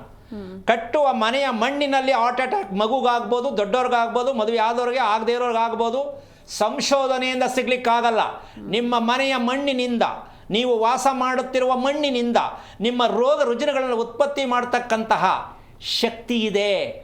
ನಮಗೆ ಬೇಕಾಗಿರೋ ಶಕ್ತಿ ಯಾವುದು? ಆರೋಗ್ಯ ಶಕ್ತಿ. ನಾವು ಕಟ್ಟುತ್ತಿರುವ ಮನೆಯಲ್ಲಿ, ನಾವು ಕಟ್ಟಿರುವ ಮನೆಯ ನಿವೇಶನದಲ್ಲಿರ್ತಕ್ಕಂಥದ್ದು ಯಾವುದು? ಅನಾರೋಗ್ಯದ ಶಕ್ತಿ. ಅದಕ್ಕೋಸ್ಕರವಾಗಿ ಮುಂದಿನ ಬಾಗಿಲಿಂದ ಹಿಂದಿನ ಬಾಗಿಲು 2 ಬಾಗಿಲಿಟ್ಟರೆ, ಹಿಂದಿನ ಬಾಗಿಲು ಪಿತ್ತ ವಾತ ಈ 2 ದ್ವಾರದಲ್ಲಿ 2 ರೋಗಗಳನ್ನ ನಿವಾರಣೆ ಮಾಡಿಕೊಂಡು ಸಮತಟ್ಟವಾಗಿರ್ತಕ್ಕಂಥ ಸತ್ಯವನ್ನು ಇರೋದಕ್ಕೆ ಅಳತೆ ಒಂದೇ ಆಗಿರಬೇಕು. ವಾತ ಪಿತ್ತ ಇರ್ತಕ್ಕಂಥ ಮನೆ ಎಲ್ಲವೂ ಅದೇ ಮನೆಯೇ. ಈಗ ನಿಮಗೆ ಹಾರ್ಟ್ ಅಟ್ಯಾಕ್ ಆಗಲ್ಲ, ರಾತ್ರಿ ಮಲ್ಕೊಂಡ್ರೆ ಬೆಳಗ್ಗೆ ಹೇಳ್ತೀನ ಇಲ್ಲ ಅಂತ ಯೋಚನೆ ಮಾಡ್ಕೊಂಡು ಹೇಳೋರು ಬೇಕಾಷ್ಟು ಜನ ಇದ್ದಾರೆ. ಹೆಂಗೆಂಗೋ ಆಯ್ತದೆ, ಬೆಳಗ್ಗೆ ಹೇಳ್ತೀನ ನಾನು, ಅಯ್ಯೋ ಯಾರಿಗಾರು ಹೇಳ್ಬಿಡ್ರಪ್ಪ, ಫೋನ್ ಮಾಡಿಬಿಡ್ರಪ್ಪ, ಇಲ್ಲಿ ನಡೀರಪ್ಪ, ಅಡ್ಮಿಟ್ ಮಾಡಿ. ಈ ಒಂದು ಭಯವನ್ನು ಉಂಟು ಮಾಡುವುದೇ ನಿಮ್ಮ 2 ಅಳತೆ. ಪ್ರತಿಯೊಬ್ಬರು ಅರ್ಥ ಮಾಡ್ಕೊಳ್ಳಿ. ಎಲ್ಲಿಂದ ಎಲ್ಲಿವರೆಗೂ ಇದ್ರ ಬಗ್ಗೆ ವಾದ ಮಾಡೋಣ. ಮನೆ ಒಂದೇ ಅಳತೆ ಇರಬೇಕು, 2 ಅಳತೆ ಬೇಡ, ಬಾರ್ದು. ಈ 2 ಅಳತೆ ಮಾಡಿಕೊಂಡೇ ನಾವು ಈ ಜೀವನದಲ್ಲಿ ಅನುಭವಿಸ್ತಾ ಇರ್ತಕ್ಕಂಥದ್ದು. ಇನ್ನು ಮೇಲೆ ಪ್ರತಿಯೊಬ್ಬರು ತಿಳ್ಕೊಳ್ಳಿ, ಅಳತೆ ಒಂದೇ, ಆಳ ಒಂದೇ. ಇದು ಪ್ರಪಂಚದ ಇತಿಹಾಸದಲ್ಲಿ ಮೊದಲನೇ ಶಾಕಿಂಗ್ ನ್ಯೂಸ್, ಬ್ರೇಕಿಂಗ್ ನ್ಯೂಸ್ ನಾನು ಹೇಳ್ತಿರ್ತಕ್ಕಂಥದ್ದು. ಇದು ಗಾಬರಿ ಆಗೋದು ಬೇಡಿ. ಮನೆಯ ಕಟ್ಟಡದ ಆಯದ ಅಳತೆ ಜೊತೆಗೆ ಅದರ ಆಳ, ಇದು ನಿಮ್ಮ ಮನೆಗೆ ಶಕ್ತಿ ಕೊಡೋದು. ಫೌಂಡೇಶನ್ ಆಳ ಎಷ್ಟಿರಬೇಕು ಗೊತ್ತಿದೆಯಾ? ಪುರೋಹಿತರು ಹೇಳ್ತಾರಾ? ಇಲ್ಲ. ಹೆಂಗೆ ತಿಳ್ಕೊತೀರ ನೀವು? ಇದು ಸಮಸ್ಯೆ ಆಗಿರುವ ಕಾರಣ ಇದನ್ನು ನಿಮಗೆ ಎಚ್ಚೆತ್ಕೊಂಡು ಆದಷ್ಟು ಮಟ್ಟಕ್ಕೂ ನೆಮ್ಮದಿಯಾಗಿರೋದಕ್ಕೆ ಏನು ಬೇಕೋ ಮಾಹಿತಿ ಕೊಡೋಣ. ಆಮೇಲೆ ಇನ್ನೊಂದು ತಿಳ್ಕೊಳ್ಳಿ, ಸುಮ್ಮನೆ ಏನೋ ಕೇಳಬೇಕು ಕಾಟಾಚಾರಕ್ಕೆ ಅಂಥವ್ರು ದಯವಿಟ್ಟು ಕರೆ ಮಾಡಬೇಡಿ. ಕಾಟಾಚಾರಕ್ಕೆ ದಯವಿಟ್ಟು ಕರೆ ಮಾಡಿದ್ರೆ ನಾನು ಇದನ್ನು ಸ್ಟಾಪ್ ಮಾಡಬೇಕಾಗತ್ತೆ. ಯಾರಿಗೆ ಆಸಕ್ತಿ ಇದೆ, ಯಾರಿಗೆ ನಂಬಿಕೆ ಇದೆ, ತಿಳ್ಕೊಳ್ಳೇಬೇಕು ಅನ್ನೋರು ದಯವಿಟ್ಟು ಕರೆ ಮಾಡಿ. ಬೇಕಾಬಿಟ್ಟು ಕರೆ ಮಾಡಿ ಸಮಯ ವ್ಯರ್ಥ ಮಾಡಿ ನಮ್ಮನ್ನು ವ್ಯರ್ಥ ಮಾಡಬೇಡಿ. ಆಮೇಲೆ ಚೆನ್ನಾಗಿರೋರು ಕೇಳುವಂಥವ್ರಿಗೂ ಸೈಡ್ಗೆ ಹಾಕಬೇಕಾಗತ್ತೆ. ನಮಗೆ ಸಿಗೋದೇ ತುಂಬ ಟೈಮ್ ಕಮ್ಮಿ, ನಾವು ಮಾತಾಡೋದು ಕಮ್ಮಿ. ಅದಕ್ಕೋಸ್ಕರ ಪ್ರತಿಯೊಬ್ಬರೂ ಭಕ್ತಿಯಿಂದ ತಿಳ್ಕೊಳ್ಳೇಬೇಕು ಅನ್ನೋದಿದ್ರೆ ದಯವಿಟ್ಟು ಕರೆ ಮಾಡಿ ನಿಮ್ಮ ನಂಬರನ್ನು ಕಳಿಸ್ಕೊಡಿ, ಮಾಹಿತಿ ಕೊಡೋಣ. ಸ್ವಲ್ಪ ತಡ ಆಗತ್ತೆ, ಒಬ್ಬೊಬ್ಬರಿಗೆ ಒಂದೊಂದು ಮಾಹಿತಿನ ತೋರಿಸ್ತಾ ಹೋಗ್ತೀನಿ. ಈಗ ಒಂದು ಚಿತ್ರ ತೋರಿಸ್ಬಿಡೋಣ. ಏನು ಜೀವ ಶಕ್ತಿ ಇರುವ ಮನೆ ಎಷ್ಟರ ಮಟ್ಟಿಗಿದೆ ಸ್ವಲ್ಪ ಕಣ್ಬಿಟ್ಟು ನೋಡ್ಬಿಡಿ. ಹೊಸ ಮನೆ ಇದು, ಪುಣ್ಯಾತ್ಮ ಯಾರೋ ಮಾಡಿದ್ದಾರೆ, ಹೆಸರೇಳೋದು ಬೇಡ. ಈಗ ಇನ್ನೂ ಹೊಸ ಮನೆ ರೆಡಿ ಆಗಿದೆ ನೋಡಿ. ಮನೆ ಒಳಗಡೆ ಕತ್ಲೆ ಕಾಣಿಸ್ತಾ ಇದ್ದೀನಮ್ಮ. ಏನಮ್ಮ ಆಗಬೇಕು ಮನೆ? ಕಾಲ್ರ ಮನೆ ಆಗಿದೆ ಅದು. ಒಂದು ಡೋರು, ಆಮೇಲೆ ಮುಂದ್ಗಡೆ ವಿಧಾನಸೌಧ ಪೋರ್ಟಿಕೋ. ಈ ಪೋರ್ಟಿಕೋ ಹಾಕಾಕೆ ನಮ್ಮ ಕರ್ನಾಟಕ ಜನ ಸತ್ತೋಗ್ಬಿಡ್ತಾ ಇದ್ದಾರೆ ಎಲ್ಲ. ಮನೆ ಕಟ್ಟಿ ಅದು ಯಾವ ಪುರುಷಾರ್ಥಕ್ಕೆ ಪೋರ್ಟಿಕೋ ಹಾಕ್ತಾರೋ. ಆಮೇಲೆ ಮೆಟ್ಲು ಹತ್ತಕ್ಕೆ ಏನಮ್ಮ ಎಷ್ಟು ಮೂಲೆ ಆಯ್ತು ನೋಡಮ್ಮ ಮನೆ, ಎಷ್ಟು ಮೂಲೆ ಲೆಕ್ಕ ಹಾಕ್ತೆ ಲೆಕ್ಕ ಹಾಕು. ಎಲ್ಲಿಂದ ಆಗತ್ತೆ ಮನೆ ಕಟ್ಬಿಟ್ಟು ಈ ಥರ? ಅಂದರೆ ನಮ್ಮ ಜನಕ್ಕೆ ಯಾಕೆ ಅರ್ಥ ಆಗ್ತಾ ಇಲ್ಲ? ಒಂಟಿ ಕಣ್ಣು, ವೆಂಟಿಲೇಟರ್ ಒಂದು ಸೈಡ್ ಪೂರ್ತಿ ಇಟ್ಟರು, ಕಳ್ತನ ಮಾಡೋ ಮನೆ ಯಾವುದು ಅಂದ್ರೆ ಇದೇನೆ. ನಮಗೆ ಕಣ್ಣು ಭಗವಂತ 2 ಕೊಟ್ಟಿದ್ದಾನಲ್ವಾ, ಬಾಗಿಲು ಪಕ್ಕ ಒಂದು ಕೊಟ್ಬಿಡೋದ ಪೂರ್ತಿ ಉದ್ದಕ್ಕೂ, ಕಳ್ಳ ಬಂದು ತೆಗಿಲಿ ಅಂತ. ಇದು ಕಳ್ಳನಿಗೆ ತುಂಬ ಅನುಕೂಲ. ಯಾವುದು ಉದ್ದ ವೆಂಟಿಲೇಟರ್ ಇಟ್ಟರೆ ಕಳ್ಳನಿಗೆ ಅನುಕೂಲ. ಕ್ಲೀನಾಗಿ ಬೆರಳು ಹಾಕ್ಬಿಟ್ಟು ಟಕ್ಕಂತ ಓಪನ್ ಮಾಡ್ಕೋಬೋದು. ಇದೆಲ್ಲ ನಮ್ಮ ಜನಕ್ಕಿನ್ನೂ ಅರ್ಥ ಆಗ್ತಾ ಇಲ್ಲ. ನೋಡ ಕಿಟಕಿ ಅಲ್ಲಿ ಆಕಾಶದಲ್ಲಿ ಐತೆ, ಚಿಕ್ಕದು, ಅದು ಇಷ್ಟೇ ರೂಮ್ ಮಾಡ್ಕೋ ಕಿಟಕಿ. ಏನಮ್ಮ ಒಂದು ಮನೆಗೊಂದು ಕಿಟಕಿ ಮಾಡೋ ಗೊತ್ತಿಲ್ಲ, ಒಂದು ಬಾಗಿಲು ಅಗಲ ಎತ್ತರ ಎಷ್ಟು ಇರ್ಬೇಕು ಗೊತ್ತಿಲ್ಲ ಅಂದರೆ ಏನಕ್ಕೆ ರೀ ಮನೆ ಕಟ್ತೀರಾ? ಇಷ್ಟು ಇನ್ವೆಸ್ಟ್ಮೆಂಟ್ ಮಾಡಿ ಮನೆ ಕಟ್ಟವ್ರೆ, ಮೂಲೆಗಳು ಎಲ್ಲೆಲ್ಲೋ ತಿರ್ಕೊಂಡೈತೆ, ಆ ಮೂಲೆ ಎಲ್ಲೋ ಹಿಂದೆ ಐತೆ, ಈ ಮೂಲೆ ತಂದು ಮುಂದಕ್ಕೆ ಇಟ್ಟಿದ್ದಾರೆ. 3 ಮೂಲೆ ಹೊರಗಡೆಯಿಂದ ನೋಡಿದ್ರೆ ಅಮ್ಮ ಆ ಮೆಟ್ಲು ಹತ್ತೋದು ಮಾಡಿದಾರಲ್ಲ, ಅದು ಎಷ್ಟು ಮಕ್ಕಳನ್ನ ಹಾಳು ಮಾಡ್ತದೆ ಅಂತಂದರೆ ಅಂತಿಂಥ ಸಮಸ್ಯೆ ಅನುಭವಿಸಲ್ಲ. ಮನೇಲಿರೋ ಹೆಂಗಸರು ಮತ್ತೆ ಗಂಡು ಮಕ್ಕಳು ಎಲ್ಲರೂ ಕೂಡ ಎಲ್ಲೋ ಫಾರಿನ್ ಇರ್ತಾರೆ ಹೊರತು ಆ ಮನೇಲಿ ಯಾರು ವಾಸ ಮಾಡಲ್ಲ. ಎಷ್ಟು ಮನೆ ದುಡ್ಡು ಖರ್ಚು ಮಾಡಬೇಕು, ತೀರೋದೇ ಇಲ್ಲ, ಕೆಲಸ ಬೇಗ ಮುಗಿಯೋದೇ ಇಲ್ಲ. ಈಗ ಪ್ಲ್ಯಾನ್ ಹಾಕಿರೋರು ಯಾರು ಹಾಕಿದ್ರೋ ಪುಣ್ಯಾತ್ಮನಿಗೆ ಗೊತ್ತು. ಈ ರೀತಿ ಮನೆಗಳನ್ನ ಕಟ್ಟಿದ ಮೇಲೆ ಯಾವ ಗೃಹಪ್ರವೇಶ ಮಾಡಿ ಏನು ಪ್ರಯೋಜನ, ಸ್ವಂತ ಮನೇಲಿ ಇದ್ದೇನು ಪ್ರಯೋಜನ? ಆ ಕಿಟಕಿ ಯಾವ ಮೂಲೆಯಲ್ಲಿ ಐತೆ, ಆ ಕಿಟಕಿ ಪ್ರಮಾಣ ಎಷ್ಟು ಮಟ್ಟಕ್ಕೈತೆ, ಅದಕ್ಕೆ ಆಲ್ರೆಡಿ ಈ ಬಾಗಿಲಿಗೂ ಆ ಕಿಟಕಿಗೂ ಇರ್ತಕ್ಕಂಥ ವ್ಯತ್ಯಾಸಗಳು ಏನು ಅಂತ ಒಂದು ಗೊತ್ತಾಗಿಲ್ಲದೆ ಇರತಕ್ಕಂಥ ರೀತಿಯಲ್ಲಿ ಮನೆ ಕಟ್ಟಿದ್ರೆ ಎಷ್ಟು ಮಟ್ಟಕ್ಕೆ ಸರಿ? ಇದನ್ನು ದಯವಿಟ್ಟು ಪ್ರತಿಯೊಬ್ಬರು ಹಳ್ಳಿಗಳ ಕಡೆ ಈ ಥರ ಎಲ್ಲ ಮನೆಗಳು ಕಟ್ಕೊಂಡು ಸಿಕ್ಕಾಬಿಟ್ಟೆ ಕಟ್ತಾರೆ. ಹೌದು, ಇದೆಲ್ಲ ಹಳ್ಳಿ ಸ್ಟೈಲೇ. ಈ ಹಳ್ಳಿಗಳು ಅಂದರೆ ಸಿಟಿಲಿ ಕಟ್ಟಲ್ಲ ಅನ್ಕೋಬೇಡಮ್ಮ, ಆದರೂ ಇದು ಈ ಮುಂದ್ಗಡೆ ಎಲ್ಲ ಮೆಸ್ಟರ್ಕೆ ಸಾಕೊಂಡು ಯಾರು ಕಟ್ಟಕ್ಕೆ ಹೋಗಲ್ಲ. ಇದೆಲ್ಲ ರಾಮಾಯಣ. ಯಾವುದೇ ಕಾರಣಕ್ಕೂ ತಿಳ್ಕೊಡಿ, ನಿಮ್ಮ ಮನೆ ದುಡ್ಡನ್ನು ಖರ್ಚು ಮಾಡಿ ಹೆಂಗೆಂಗೋ ವಕ್ರ ಪಕ್ರ ಮನೆಗಳು ಕಟ್ಕೋಬೇಡಿ. ದಯವಿಟ್ಟು ಎಚ್ಚರಿಕೆ ತಗೊಂಡು ಮನೆಗಳನ್ನು ಮಾಡ್ಕೊಳ್ಳಿ, ಒಳ್ಳೆಯದಾಗಲಿ. ಸಾಮಾನ್ಯವಾಗಿ ಈ ಮನೆ ಅಂತಕ್ಕಂತಹ ವಿಷಯಕ್ಕೆ ಹೋದಾಗ ನಮಗೆ ತುಂಬ ಗಾಬರಿ ಆಗುತ್ತೆ. ಏನು ಅಂದರೆ ಜೀವನದಲ್ಲಿ ಒಂದು ಸ್ವಂತ ಮನೆ ಬೇಕು, ಎಲ್ರಿಗೂ ಇಷ್ಟ ಆಗುತ್ತೆ. ಆದರೆ ಆ ಸ್ವಂತ ಮನೆ ಬೇಕು ಅಂತ ಬಯಸೋದು ಸರಿ, ಆದರೆ ಬಯಸೋದು ತಕ್ಕಂತೆ ಒಳ್ಳೆ ಹೆಂಡತಿ ಸಿಕ್ಕಬೇಕು, ಒಳ್ಳೆ ಗಂಡ ಸಿಕ್ಕಬೇಕು, ಒಳ್ಳೆ ಮಗು ಹುಟ್ಟಬೇಕು. ಯಾರು ಬಯಸೋದಲ್ಲಮ್ಮ? ಎಲ್ಲರೂ ಬಯಸ್ತಾರೆ. ಅದಕ್ಕೆ ಕಾರಣ ಯಾರೋ ಶಾಸ್ತ್ರ ಹೇಳೋದು ಜ್ಯೋತಿಷಿಯಿಂದ ಕುಂಡಲಿಯಿಂದ ಬರಲ್ಲ. ಸುಮಾರು ಜನ ಕೇಳ್ತಾರೆ, ಕುಂಡ್ಲಿ ತೊಗೊಂಡೋಗ್ಬಿಟ್ಟು ನಮ್ಮ ಹುಡುಗಿಗೆ ಒಳ್ಳೆ ಕಡೆ ವರ ಬರ್ತದ ನೋಡಿ. ಕುಂಡ್ಲಿ ತೊಗೊಂಡೋಗ್ಬಿಟ್ಟು ನಮ್ಮ ಹುಡುಗನಿಗೆ ಒಳ್ಳೆ ಕಡೆ ಹುಡುಗಿ ಸಿಗ್ತಾಳ ನೋಡಿ. ಆ ಕುಂಡ್ಲಿಯಲ್ಲಿ ಹೇಳ್ತಕ್ಕಂಥ ರೀತಿ ನೀತಿ ಯಾವ ಕಾರಣಕ್ಕೂ ಅದು ಅರ್ಥಗರ್ಭಿತವಾದ ವಿಚಾರನೇ ಅಲ್ಲ. ಮನಃಶಾಂತಿಗೆ ಏನೋ ಬಂದಿದ್ದಾರಲ್ಲ ಅಂತ ಏನೋ ಒಂದು ದಕ್ಷಿಣೆ ಇಡ್ತಾರೆ ಅಂತ ಏನೋ ಒಂದು ಕಳಿಸ್ತಾರೆ ಹೊರತು ಅದರಲ್ಲಿ ಸತ್ಯಾಂಶವನ್ನು ಹೇಳೋದಕ್ಕೆ ಆಗತ್ತೆ. ಆದರೆ ಇದನ್ನು ಇವರು ರಿಪೇರಿ ಮಾಡ್ಕೊಡಲ್ಲ, ಹೇಳಿದ್ರೆ ನಂಬಲ್ಲ. ಅದಕ್ಕೇನು ಮಾಡ್ತಾರೆ, ಅಷ್ಟಷ್ಟಕ್ಕೆ ತೃಪ್ತಿಪಟ್ಟು ಏನೋ ಒಂದು ಹೇಳ್ಬಿಟ್ಟು ಕಳಿಸ್ಬಿಡ್ತಾರೆ. ಹೋಗಮ್ಮ ಇನ್ನೊಂದು 2 ಅಮಾವಾಸ್ಯೆ ಕಳೆದ್ಮೇಲೆ ಈ ಕಡೆಯಿಂದ ಯಾರೋ ಹುಡುಗ ಬರ್ತಾನೆ ಅಲ್ವಾ? ಇದನ್ನು ನಂಬ್ಕೊಂಡು ಇವ್ರು ಬಂದು ಅಮಾವಾಸ್ಯೆ ಬಂತು ಕಳೀತು, ಅಮಾವಾಸ್ಯೆ ಬಂತು ಕಳೀತು, ಎಷ್ಟು ಅಮಾವಾಸ್ಯೆ ಬಂದರೂ ಕಳೀಲೂ ಇಲ್ಲ ಬರಲೂ ಇಲ್ಲ. ಈ ಮಟ್ಟಕ್ಕಾಗಿ ಜೀವನದಲ್ಲಿ ಕುಂಡಲಿಗಳ ಮೂಲಕವಾಗಿ ನಾವು ಕಂಡಿಡ್ಕೋಬೇಕಾಗಿರತಕ್ಕಂಥ ವಿಚಾರ ಏನಪ್ಪ ಅಂದರೆ, ನಾವು ಎಷ್ಟು ವೀಕ್ ಆಗಿದ್ದೀವಿ, ದೌರ್ಬಲ್ಯತೆ ಆಗಿದೆ ನಮ್ಮಲ್ಲಿ, ಶಕ್ತಿವಂತರಾಗಿ ಆಕಾಗಿಲ್ಲ. ನಮ್ಮ ವಂಶಸ್ಥರು ಎಷ್ಟು ಶಕ್ತಿವಂತರಾಗಿದ್ರ, ಅವರ ದೌರ್ಬಲ್ಯ ಏನಿತ್ತು, ಅವರ ಜೀವನ ಹೇಗಿತ್ತು, ಅದು ಕುಂಡಲಿಲಿರ್ತಕ್ಕಂಥ ಸತ್ಯ. ನೀವು ಮಕ್ಕಳ ಬಗ್ಗೆ ಹೋಗಿ ಕುಂಡಲಿ ತಗೊಂಡೋಗಿ ಕೇಳಕ್ಕೆ ಹೋದರೆ ಅವರು ಅದನ್ನು ವಿಮರ್ಶೆ ಮಾಡಿ ಹೇಳಬೇಕಾದ್ರೆ ವಂಶಸ್ಥರನ್ನ ಗುರುತಿಸಿ ಇವು ಮಗನಿಗೆ ವಿಚಾರ ಹೇಳಬೇಕು. ಯಾರೇ ಆಗಲಿ ಪ್ರಪಂಚದ ಇತಿಹಾಸದಲ್ಲಿ ಕುಂಡಲಿ ನೋಡಿ ವಂಶಸ್ಥರನ್ನ ಗಮನಿಸಿ ಹೇಳ್ತಾ ಇರ್ತಕ್ಕಂಥ ಏಕೈಕ ವ್ಯಕ್ತಿ ನಾನೊಬ್ಬನೇ. ಇನ್ನು ಮಿಕ್ಕದವರೆಲ್ಲ ಅಷ್ಟೇ, ಹುಡುಗಿಗೆ ಮದುವೆ ಆಗಬೇಕಾ ಅದು ಹೇಳ್ಬಿಡ್ತಾರೆ ಕಳಿಸ್ತಾರೆ, ಹುಡುಗನಿಗೆ ಮದುವೆ ಆಗಬೇಕಾ ಹೇಳ್ತಾರೆ ಕಳಿಸ್ತಾರೆ. ಸತ್ಯವನ್ನು ಹೇಳೋದೂ ಇಲ್ಲ, ಅದನ್ನು ಕ್ಲೀನ್ ಮಾಡೋದೂ ಇಲ್ಲ, ಹೇಳ್ಕೊಡೋದೂ ಇಲ್ಲ ಅಂತ ನಾವು ಅವ್ರಿಗೆ ಹೇಳೋಕ್ಕಾಗಲ್ಲ. ಯಾಕೆ ಅಂದರೆ ನಮ್ಮ ದುರಾದೃಷ್ಟ ಅಂತ ತಿಳ್ಕೊಂಡು ಸರಿಯಾದವ್ರನ್ನ ಆರಿಸ್ಕೊಂಡು, ಯಾಕೆ ಅಂತಂದರೆ ಇಲ್ಲಿ ಪ್ರತಿಯೊಂದು ಸಂದರ್ಭದಲ್ಲೂ ಕೂಡ ನಮಗೆ ಸಿಗುವಂಥ ಡಾಕ್ಟರ್ ಕಾಯಿಲೆ ಏನು ಅಂತ ನಿರ್ದಿಷ್ಟವಾಗಿ ಗಮನಿಸ್ತಾರೆ ಅಲ್ಲಮ್ಮ. ಏನು ಕಾಯಿಲೆ ಇದೆ ಅಂತ ಗುರುತಿಸ್ತಾರೆ, ಅದಕ್ಕೆ ಮೆಡಿಸಿನ್ ಕೊಡ್ತಾರೆ. ಹಾಗೆ ನೀವು ನಿಮ್ಮ ಕುಂಡಲಿನ ತಗೊಂಡೋಗಿ ತೋರಿಸಿದಾಗ ನಿರ್ದಿಷ್ಟವಾದ ಕಾರಣ ಯಾವುದು ಅಂತ ಕುಂಡಲಿಯಲ್ಲಿ ಹೇಳಿದಾಗ ಮಾತ್ರ ಅವರು ಜ್ಞಾನವಂತರು. ನಿರ್ದಿಷ್ಟವಾದ ಕಾರಣ ಹೇಳಬೇಕು.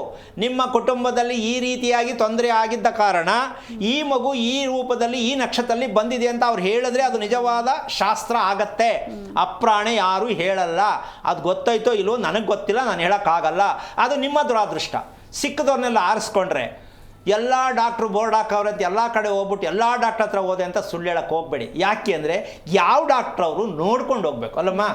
ಎಲ್ಲರೂ ಡಾಕ್ಟ್ರ್ ಅಂದ್ಬಿಟ್ಟು ಎಲ್ಲೋ ನುಗ್ಬಿಟ್ಟು ಎಲ್ಲ ಹಿಂಗೆ ದುಡ್ಡು ಕಿತ್ಕೊಂಡ್ರು ಅಂತ ದಯವಿಟ್ಟು ಯಾರ ಮೇಲೆ ಅಪವಾದಗಳು ಹಾಕಬೇಡಿ. ಕಾರಣ ಜ್ಯೋತಿಷಿಗಳಾದರೂ ಅಷ್ಟೇ, ಪೂಜೆ ಮಾಡಿಸಿದ್ರು ಒಳ್ಳೇದಾಗಲಿಲ್ಲ ಅನ್ಕೋಬೇಡಿ. ನೀವು ಯಾರನ್ನ ಆರಿಸ್ಕೊಂಡಿದ್ರೆ ಮೊದಲು ಡಿಸೈಡ್ ಮಾಡಿ. ನೀವು ಆರಿಸ್ಕೊಂಡಿರೋ ವ್ಯಕ್ತಿ ಅವರಿಂದ ನಿಮ್ಗೆ ಏನು ಸಲಹೆ ಸಿಗ್ತಾ ಇದೆ, ನಿಮ್ಗೆ ರಸ್ತೆ ಸಿಗ್ತಾ ಇದೆಯಾ, ಅದು ಎಸ್ ಅಂದರೆ ಮುಂದಕ್ಕೆ ಹೋಗಿ ಅವ್ರು ಫಾಲೋ ಮಾಡಿ, ಇಲ್ಲ ಕೈ ಬಿಟ್ಬಿಡಿ. ನಾನಾದರೂ ಅಷ್ಟೇ, ಜೀವನ ಪರ್ಯಂತ ಬರೀ ಶಾಸ್ತ್ರ ಕೇಳ್ಕೊಂಡೇ ಬದುಕೋದಲ್ಲ, ಜೀವನ ಪರ್ಯಂತ ಬರೀ ಕುಂಡ್ಲಿಗಳು ಹುಡ್ಕೊಂಡು ಹೋಗೋದೇ ಅಲ್ಲ. ವಿಷಯ ಏನು ಅಂದರೆ ನಮ್ಗೆ ನೇರ ಉತ್ತರ ಬೇಕು. ಕುಂಡಲಿಲಿರ್ತಕ್ಕಂಥ ಮೂಲ ಸತ್ಯ ನಮ್ಮ ಕುಟುಂಬದ ದೌರ್ಬಲ್ಯ ಯಾವುದು? ದೇವರು ನಂಬಲ್ಲ, ಅದೇ ದೌರ್ಬಲ್ಯ. ಸತ್ತವರಿಗೆ ಯಾವುದೇ ಕರ್ಮಗಳನ್ನು ನಾವು ಮಾಡಿಲ್ಲ, ಅದೇ ದೌರ್ಬಲ್ಯ. ನಮಗೆ ಯಾವುದು ಏಳಿಗೆ ಆಗ್ತಾ ಇಲ್ಲ, ಅದೇ ನಿಮ್ಮ ದೌರ್ಬಲ್ಯ. ಈ ದೌರ್ಬಲ್ಯ ನಿಮ್ಮದಲ್ಲ, ನಿಮ್ಮ ಕುಟುಂಬದ್ದು. ಆ ಕುಟುಂಬಸ್ಥರು ಅನುಭವಿಸಿರೋ ದೌರ್ಬಲ್ಯವ ನಿಮ್ಮ ಮೇಲೆ ಬಂದಿದೆ. ನೀವು ಅದನ್ನು ರಿಪೇರಿ ಮಾಡ್ಕೋಬೇಕು. ನೀವೇನು ಮಾಡ್ತೀರಾ, ಅದನ್ನು ಸೈಡ್ಗೆ ಇಟ್ಬಿಟ್ಟು ನಾನು ಯಾವ ದೇವ್ರ ಪೂಜೆ ಮಾಡಿದ್ರೆ, ಯಾವ ದೇವಸ್ಥಾನಕ್ಕೆ ಹೋದರೆ ಒಳ್ಳೆಯದಾಗತ್ತೆ, ಯಾರ ಹತ್ರ ಹೋಗಿ ಕೇಳಿದ್ರೆ ಏನು ಚೆನ್ನಾಗಿರೋದು ಹೇಳ್ಕೊಡ್ತಾರೆ, ಇದು ತಪ್ಪು ಮಾಹಿತಿ. ಇದನ್ನು ಫಸ್ಟು ಪ್ರತಿಯೊಬ್ಬರು ಅರ್ಥ ಮಾಡ್ಕೊಳ್ಳಿ. ನಾವು ಯಾವ ವಿಚಾರವನ್ನು ಯಾರ ಹತ್ರ ನಾವು ಇದನ್ನು ತಿಳ್ಕೋಬೇಕು ಅನ್ನೋದು ಮೊದಲು ಡಿಸೈಡ್ ಮಾಡಿ. ಎಲ್ಲ ಕಡೆ ಹೋಗಿ ಬಟ್ಟೆ ಅಂಗಡಿಲಿರೋದೆಲ್ಲ ನೀವು ತೊಗೊಳಕ್ಕಾಗಲ್ಲ, ಯಾವುದೇ ಒಂದೇ ತೊಗೊಳ್ಳೋದು. ಹಾಗೆ ನೀವೆಷ್ಟು ಜನ ಪುರೋಹಿತರು ನೋಡ್ಬೋದು, ಎಷ್ಟು ಜನ ಡಾಕ್ಟರ್ಸ್ ನೋಡ್ಬೋದು, ಎಷ್ಟು ದೇವಸ್ಥಾನಗಳಿಗೆ ಪೂಜೆ ಮಾಡಿರ್ಬೋದು, ಎಷ್ಟು ಹರಕೆ ಕಟ್ಟಿರ್ಬೋದು, ಅದೆಲ್ಲ ಮುಖ್ಯ. ನಿಮಗೆ ಯಾವುದು ಒಳ್ಳೆಯದಾಗಿದೆ ಆವಾಗ ನೀವು ಅದರ ಹಿಂದೆ ಹೋಗಿ ನಿಮಗೆ ಕರ್ಕೊಂಡು ಹೋಗುತ್ತೆ. ಅದೇನೇ ನೀವು ಕರ್ಕೊಂಡು ಹೋಗೋದಲ್ಲ, ಅದೇ ನಿಮ್ಮನ್ನು ಕರ್ಕೊಂಡು ಇದನ್ನೇ ಸಂಸ್ಕಾರ. ಮದುವೆ ಅನ್ನೋದು, ಮನೆ ಅನ್ನೋದೇ ಮನುಷ್ಯನು ತಿಳಿಬೇಕಾಗಿರ್ತಕ್ಕಂಥ ಅತಿ ಮುಖ್ಯವಾದ ಸಂಸ್ಕಾರ ಯಾವುದು ಅಂದರೆ, ಒಂದು ವಾಸದ ಮನೆ, ಇನ್ನೊಂದು ಮದುವೆ. ಹೆಣ್ಣು ಗಂಡಿಗೆ ಬುದ್ಧಿ ಕಲಿಸುವುದು ಯಾವುದು? ಗಂಡು ಹೆಣ್ಣು ಬುದ್ಧಿ ಕಲಿಸೋದು ಯಾವುದು? ಮದುವೆ. ಇದೇ ಸಂಸ್ಕಾರ. ಅಲ್ಲಿ ಬುದ್ಧಿ ಕಲಿಲಿಲ್ಲ ಹೆಣ್ಣು ಗಂಡು ಅಂದರೆ, ಹೆಣ್ಣು ಗಂಡಿಗೆ ಬುದ್ಧಿ ಕಲಿಸ್ಬೇಕು, ಗಂಡು ಹೆಣ್ಣಿಗೆ ಬುದ್ಧಿ ಕಲಿಸ್ಬೇಕು. ಇದಕ್ಕೆ ಮದುವೆ ಮಾಡೋದು ಅಂತ ನಮಗಿನ್ನೂ ಗೊತ್ತಾಗಿಲ್ಲ. ವಯಸ್ಸಾಯಿತು, ಮದುವೆ ಮಾಡ್ಕೋಬೇಕಿತ್ತು, ಮಾಡ್ಕೊಂಡೆ. ಒಂದು ಹೆಂಡತಿ ಬೇಕಿತ್ತು, ಮಾಡ್ಕೊಂಡೆ. ಒಬ್ಬ ಗಂಡ ಬೇಕಿದ್ದು ಸೆಕ್ಯೂರಿಟಿಗೆ ಮಾಡ್ಕೊಂಡೆ. ಈ ಥರ ದೌರ್ಬಲ್ಯದಲ್ಲಿ ಆಗ್ತಾ ಇರ್ತಕ್ಕಂಥ ನಮ್ಮ ಪ್ರಾಪಂಚಿಕವಾಗಿ ನಡೀತಾ ಇರ್ತಕ್ಕಂಥದ್ದೇನಮ್ಮ? ಕಾರಣ ಕೊಟ್ಟು ಮದುವೆ ಮಾಡ್ಕೊಳ್ಳೋದು, ಕಾರಣ ಕೊಟ್ಟು ಮಗು ಮಾಡ್ಕೊಳ್ಳೋದು, ಕಾರಣ ಕೊಟ್ಟು ಮನೆ ಕಟ್ಟೋದು. ಇದನ್ನು ದಯವಿಟ್ಟು ಬಿಟ್ಟು ನೀವು ಶಕ್ತಿವಂತರು ಆಗೋದಕ್ಕಿಂತ ಹೆಚ್ಚಾಗಿ, ಅದು ನೀವು ಶಕ್ತಿವಂತರಾಗೋದಕ್ಕಿಂತ ನಿಮ್ಮ ವಾಸದ ಮನೆಯಲ್ಲಿ ಶಕ್ತಿ ಇದೆಯಾ ಇದನ್ನು ಗುರುತಿಸ್ಕೊಳ್ಳೋಕ್ಕೋಸ್ಕರವಾಗಿ ನಿಮಗೆ ಪ್ರತಿಯೊಂದಕ್ಕೂ ನಾನು ಇಷ್ಟೊಂದು ಮಾಹಿತಿ ಕೊಡ್ತಾ ಇದ್ದೀನಿ. ಗಾಬರಿ ಆಗದೆ ತಾಳ್ಮೆಯಿಂದ ವಿಚಾರಗಳನ್ನ ತಿಳ್ಕೊಳ್ಳೋದಕ್ಕೆ ಫೋನ್ ಮೂಲಕವಾಗಿ. ಯಾಕೆ ನಾನು ಎಲ್ಲವನ್ನೂ, ಎಷ್ಟೋ ಜನ ಗುರುಗಳು ನಮಗೆ ಫೋನ್ ಸಿಗ್ತಾ ಇಲ್ಲ ಅಂತ ಹೇಳ್ಬಿಟ್ಟು ಅರ್ಧ ರಾತ್ರಿ ಮಾಡೋರು ಇದ್ದಾರೆ. ಹೋಗ್ತಾ ಎಷ್ಟೊತ್ತಲು ಬೇಕಾದ್ರೂ ಫೋನ್ ಮಾಡ್ತಾ ಇರ್ತಾರೆ. ಆದರೆ ಒಂದು ತಿಳ್ಕೊಳ್ಳಿ, ಇದಕ್ಕೆಲ್ಲ ಯೋಚನೆ ಮಾಡಿ ಈ ನಿರ್ಧಾರಕ್ಕೆ ಬಂದೆ. ಎಲ್ಲರಿಗೂ ನಾನು ಫೋನಿಗೆ ಸಿಗಲಿಕ್ಕೆ ತುಂಬ ಕಷ್ಟ ಇದೆ, ಹಾಗಂತ ನೀವು ಬೇಜಾರು ಮಾಡ್ಕೋಬಾರ್ದು. ಈ ಒಂದು ಸರಳೋಪಾದಾಯದಲ್ಲಿ ಪ್ರತಿಯೊಬ್ಬರಿಗೂ ಎಷ್ಟು ಜನ ಕರೆ ಮಾಡ್ತಾರೆ, ಅವರಲ್ಲಿ ಎಷ್ಟು ಜನ ನನ್ನ ಆರಿಸ್ಕೋತಾರೆ, ಅದರಲ್ಲಿ ನಾನು ಎಷ್ಟು ಜನ ಆರಿಸ್ಕೋತೀನಿ. ಈ ಒಂದು ಪ್ರಕ್ರಿಯೆಯಿಂದ ಒಳ್ಳೆಯದಾಗೋದು ಬೇಕು ಅಂದರೆ ಅವರು ನಾವು ಭೇಟಿ ಆಗ್ತೀವಿ ಫೋನಲ್ಲಿ. ಆಗಲಿಲ್ಲ ಅಂದರೆ ನಾವು ಫೋನ್ ಮಾಡಿದಾಗ ಅವ್ರು ತೆಗಿಯಲ್ಲ, ಅವ್ರು ಫೋನ್ ಮಾಡಿದಾಗ ನಾವು ತೆಗಿಯಲ್ಲ. ಇದೆಲ್ಲ ನಡೆಯುತ್ತೆ. ಆದಷ್ಟು ಮಟ್ಟಕ್ಕೂ ನಿಮ್ಮ ಕರ್ಮ ಕಳೆದಿದೆ, ನಿಮ್ಮ ದೌರ್ಬಲ್ಯಗಳು ಕಳೀತಾ ಇದೆ ಅಂದರೆ ಈ ಸತ್ಯವನ್ನು ಅರ್ಥ ಮಾಡಿಕೊಂಡು, ಈ ಕಾರ್ಯಕ್ರಮದಲ್ಲಿ ಬರ್ತಾ ಇರ್ತಕ್ಕಂಥ ಪ್ರತಿಯೊಂದು ವಿಚಾರಗಳನ್ನ ನೀವು ಅರ್ಥ ಮಾಡಿಕೊಂಡು ನಮ್ಮೊಟ್ಟಿಗೆ ಕೈ ಜೋಡಿಸಿ. ಏನು ಗುರುಗಳೇ ನಮಗೆ ದಾರಿ ತೋರಿಸಿ, ಈ ಸತ್ಯವನ್ನು ನೀವು ಪ್ರತಿಯೊಬ್ಬರು ಅರ್ಥ ಮಾಡ್ಕೊಳ್ಳಿ. ಏನು ಕೇಳಕ್ಕೆ ಹೋಗಬೇಡಿ, ಬೇಡಿಕೆ ಇಡಬೇಡಿ. ನಮಗೆ ಜೀವನದ ದಾರಿ ತೋರಿಸಿ ಅಷ್ಟೇ, ಒಂದೇ ಮಾತು ಹೇಳ್ಬೇಕು ನೀವು. ಮಕ್ಕಳದು, ಗಂಡಂದು, ಹೆಂಡ್ತಿದು, ಆಸ್ತಿದು, ಮನೆದು ಯಾವುದು ಬೇಡ, ಎಲ್ಲ ಸೇರಿ ಒಂದೇ, ನಮಗೆ ದಾರಿ ಬೇಕು. ಈ ದಾರಿ ಅಂತಕ್ಕಂಥದ್ದೇ ನಿಮ್ಮ ಆರೋಗ್ಯ. ಆ ಆರೋಗ್ಯ ಅಂತಕ್ಕಂಥದ್ದು ಮುಂದಿನ ವಿಚಾರ ಇರೋದೇ ರಹಸ್ಯ. ನಿಮ್ಮ ಕುಟುಂಬದ ಪೂರ್ಣವಾದ ರಹಸ್ಯ ನಿಮ್ಮ ಜನ್ಮ ಕುಂಡಲಿ ಮತ್ತು ನಿಮ್ಮ ವಾಸದ ಮನೆ ತೋರಿಸುತ್ತೆ. ಯಾವ ರೀತಿ ಮನೆ ಕಟ್ಟಿದ್ದೀರಾ ನೋಡ್ಕೊಳ್ಳಿ ಅಂತ. ಆ ಕುಂಡಲಿ ನೋಡಿ ನಾವು ಕಂಡುಹಿಡಿತೀವಿ ಯಾವ ಥರ ಮನೆ ಕಟ್ಟಿದ್ದೀರಾ ಅಂತ. ಅದಕ್ಕೆ ನಿಮಗೆಲ್ಲ ಮಾಹಿತಿ ಕೊಡ್ತಾ ಇದ್ದೀನಿ. ಇದೆಲ್ಲ ಸತ್ಯ ನಿಮಗೆಲ್ಲ ಅರ್ಥ ಆಗಿದೆ ಅಂತ ಹೇಳ್ತಾ ಕಾರ್ಯಕ್ರಮ ಮುಗಿಸ್ತಾ ಇದ್ದೀನಿ. ಜೈ ಶ್ರೀರಾಮ್. ಖಂಡಿತ ಗುರುಜಿ, ಇನ್ನು ಇಷ್ಟು ಹೊತ್ತು ಸಾಕಷ್ಟು ವಿಷಯಗಳನ್ನ ತಿಳಿಸ್ಕೊಟ್ರಿ, ಧನ್ಯವಾದಗಳು. ನೋಡಿದ್ರಲ್ವಾ ವೀಕ್ಷಕರೇ, ಇವತ್ತಿನ ಸಂಚಿಕೆಯಲ್ಲಿ ಬಹಳಷ್ಟು ಮಾಹಿತಿಯನ್ನು ತಿಳ್ಕೊಂಡ್ವಿ. ಮತ್ತೆ ಮುಂದಿನ ಸಂಚಿಕೆಯಲ್ಲಿ ಭೇಟಿಯಾಗೋಣ. ನೋಡ್ತಾ ಇರಿ ಜೀ ಕನ್ನಡ ನ್ಯೂಸ್, ಸತ್ಯವೇ ಸುದ್ದಿಯ ಜೀವಾಳ. ಹೆಚ್ಚಿನ ಮಾಹಿತಿಗಾಗಿ ಸಂಪರ್ಕಿಸಿ ಶ್ರೀಮಾನ್ ಶ್ರೀ ಪುರುಷೋತ್ತಮ್ ದೇಶಿ ಗುರೂಜಿ, ಶ್ರೀ ಧರ್ಮ ಮಾರ್ಗ ಕಚೇರಿ 532, ಮಲತಹಳ್ಳಿ ಮುಖ್ಯ ರಸ್ತೆ, ಬೆಂಗಳೂರು 560056. ದೂರವಾಣಿ ಸಂಖ್ಯೆ 9148639933 ಅಥವಾ 8618915231 ಅಥವಾ 9108258834.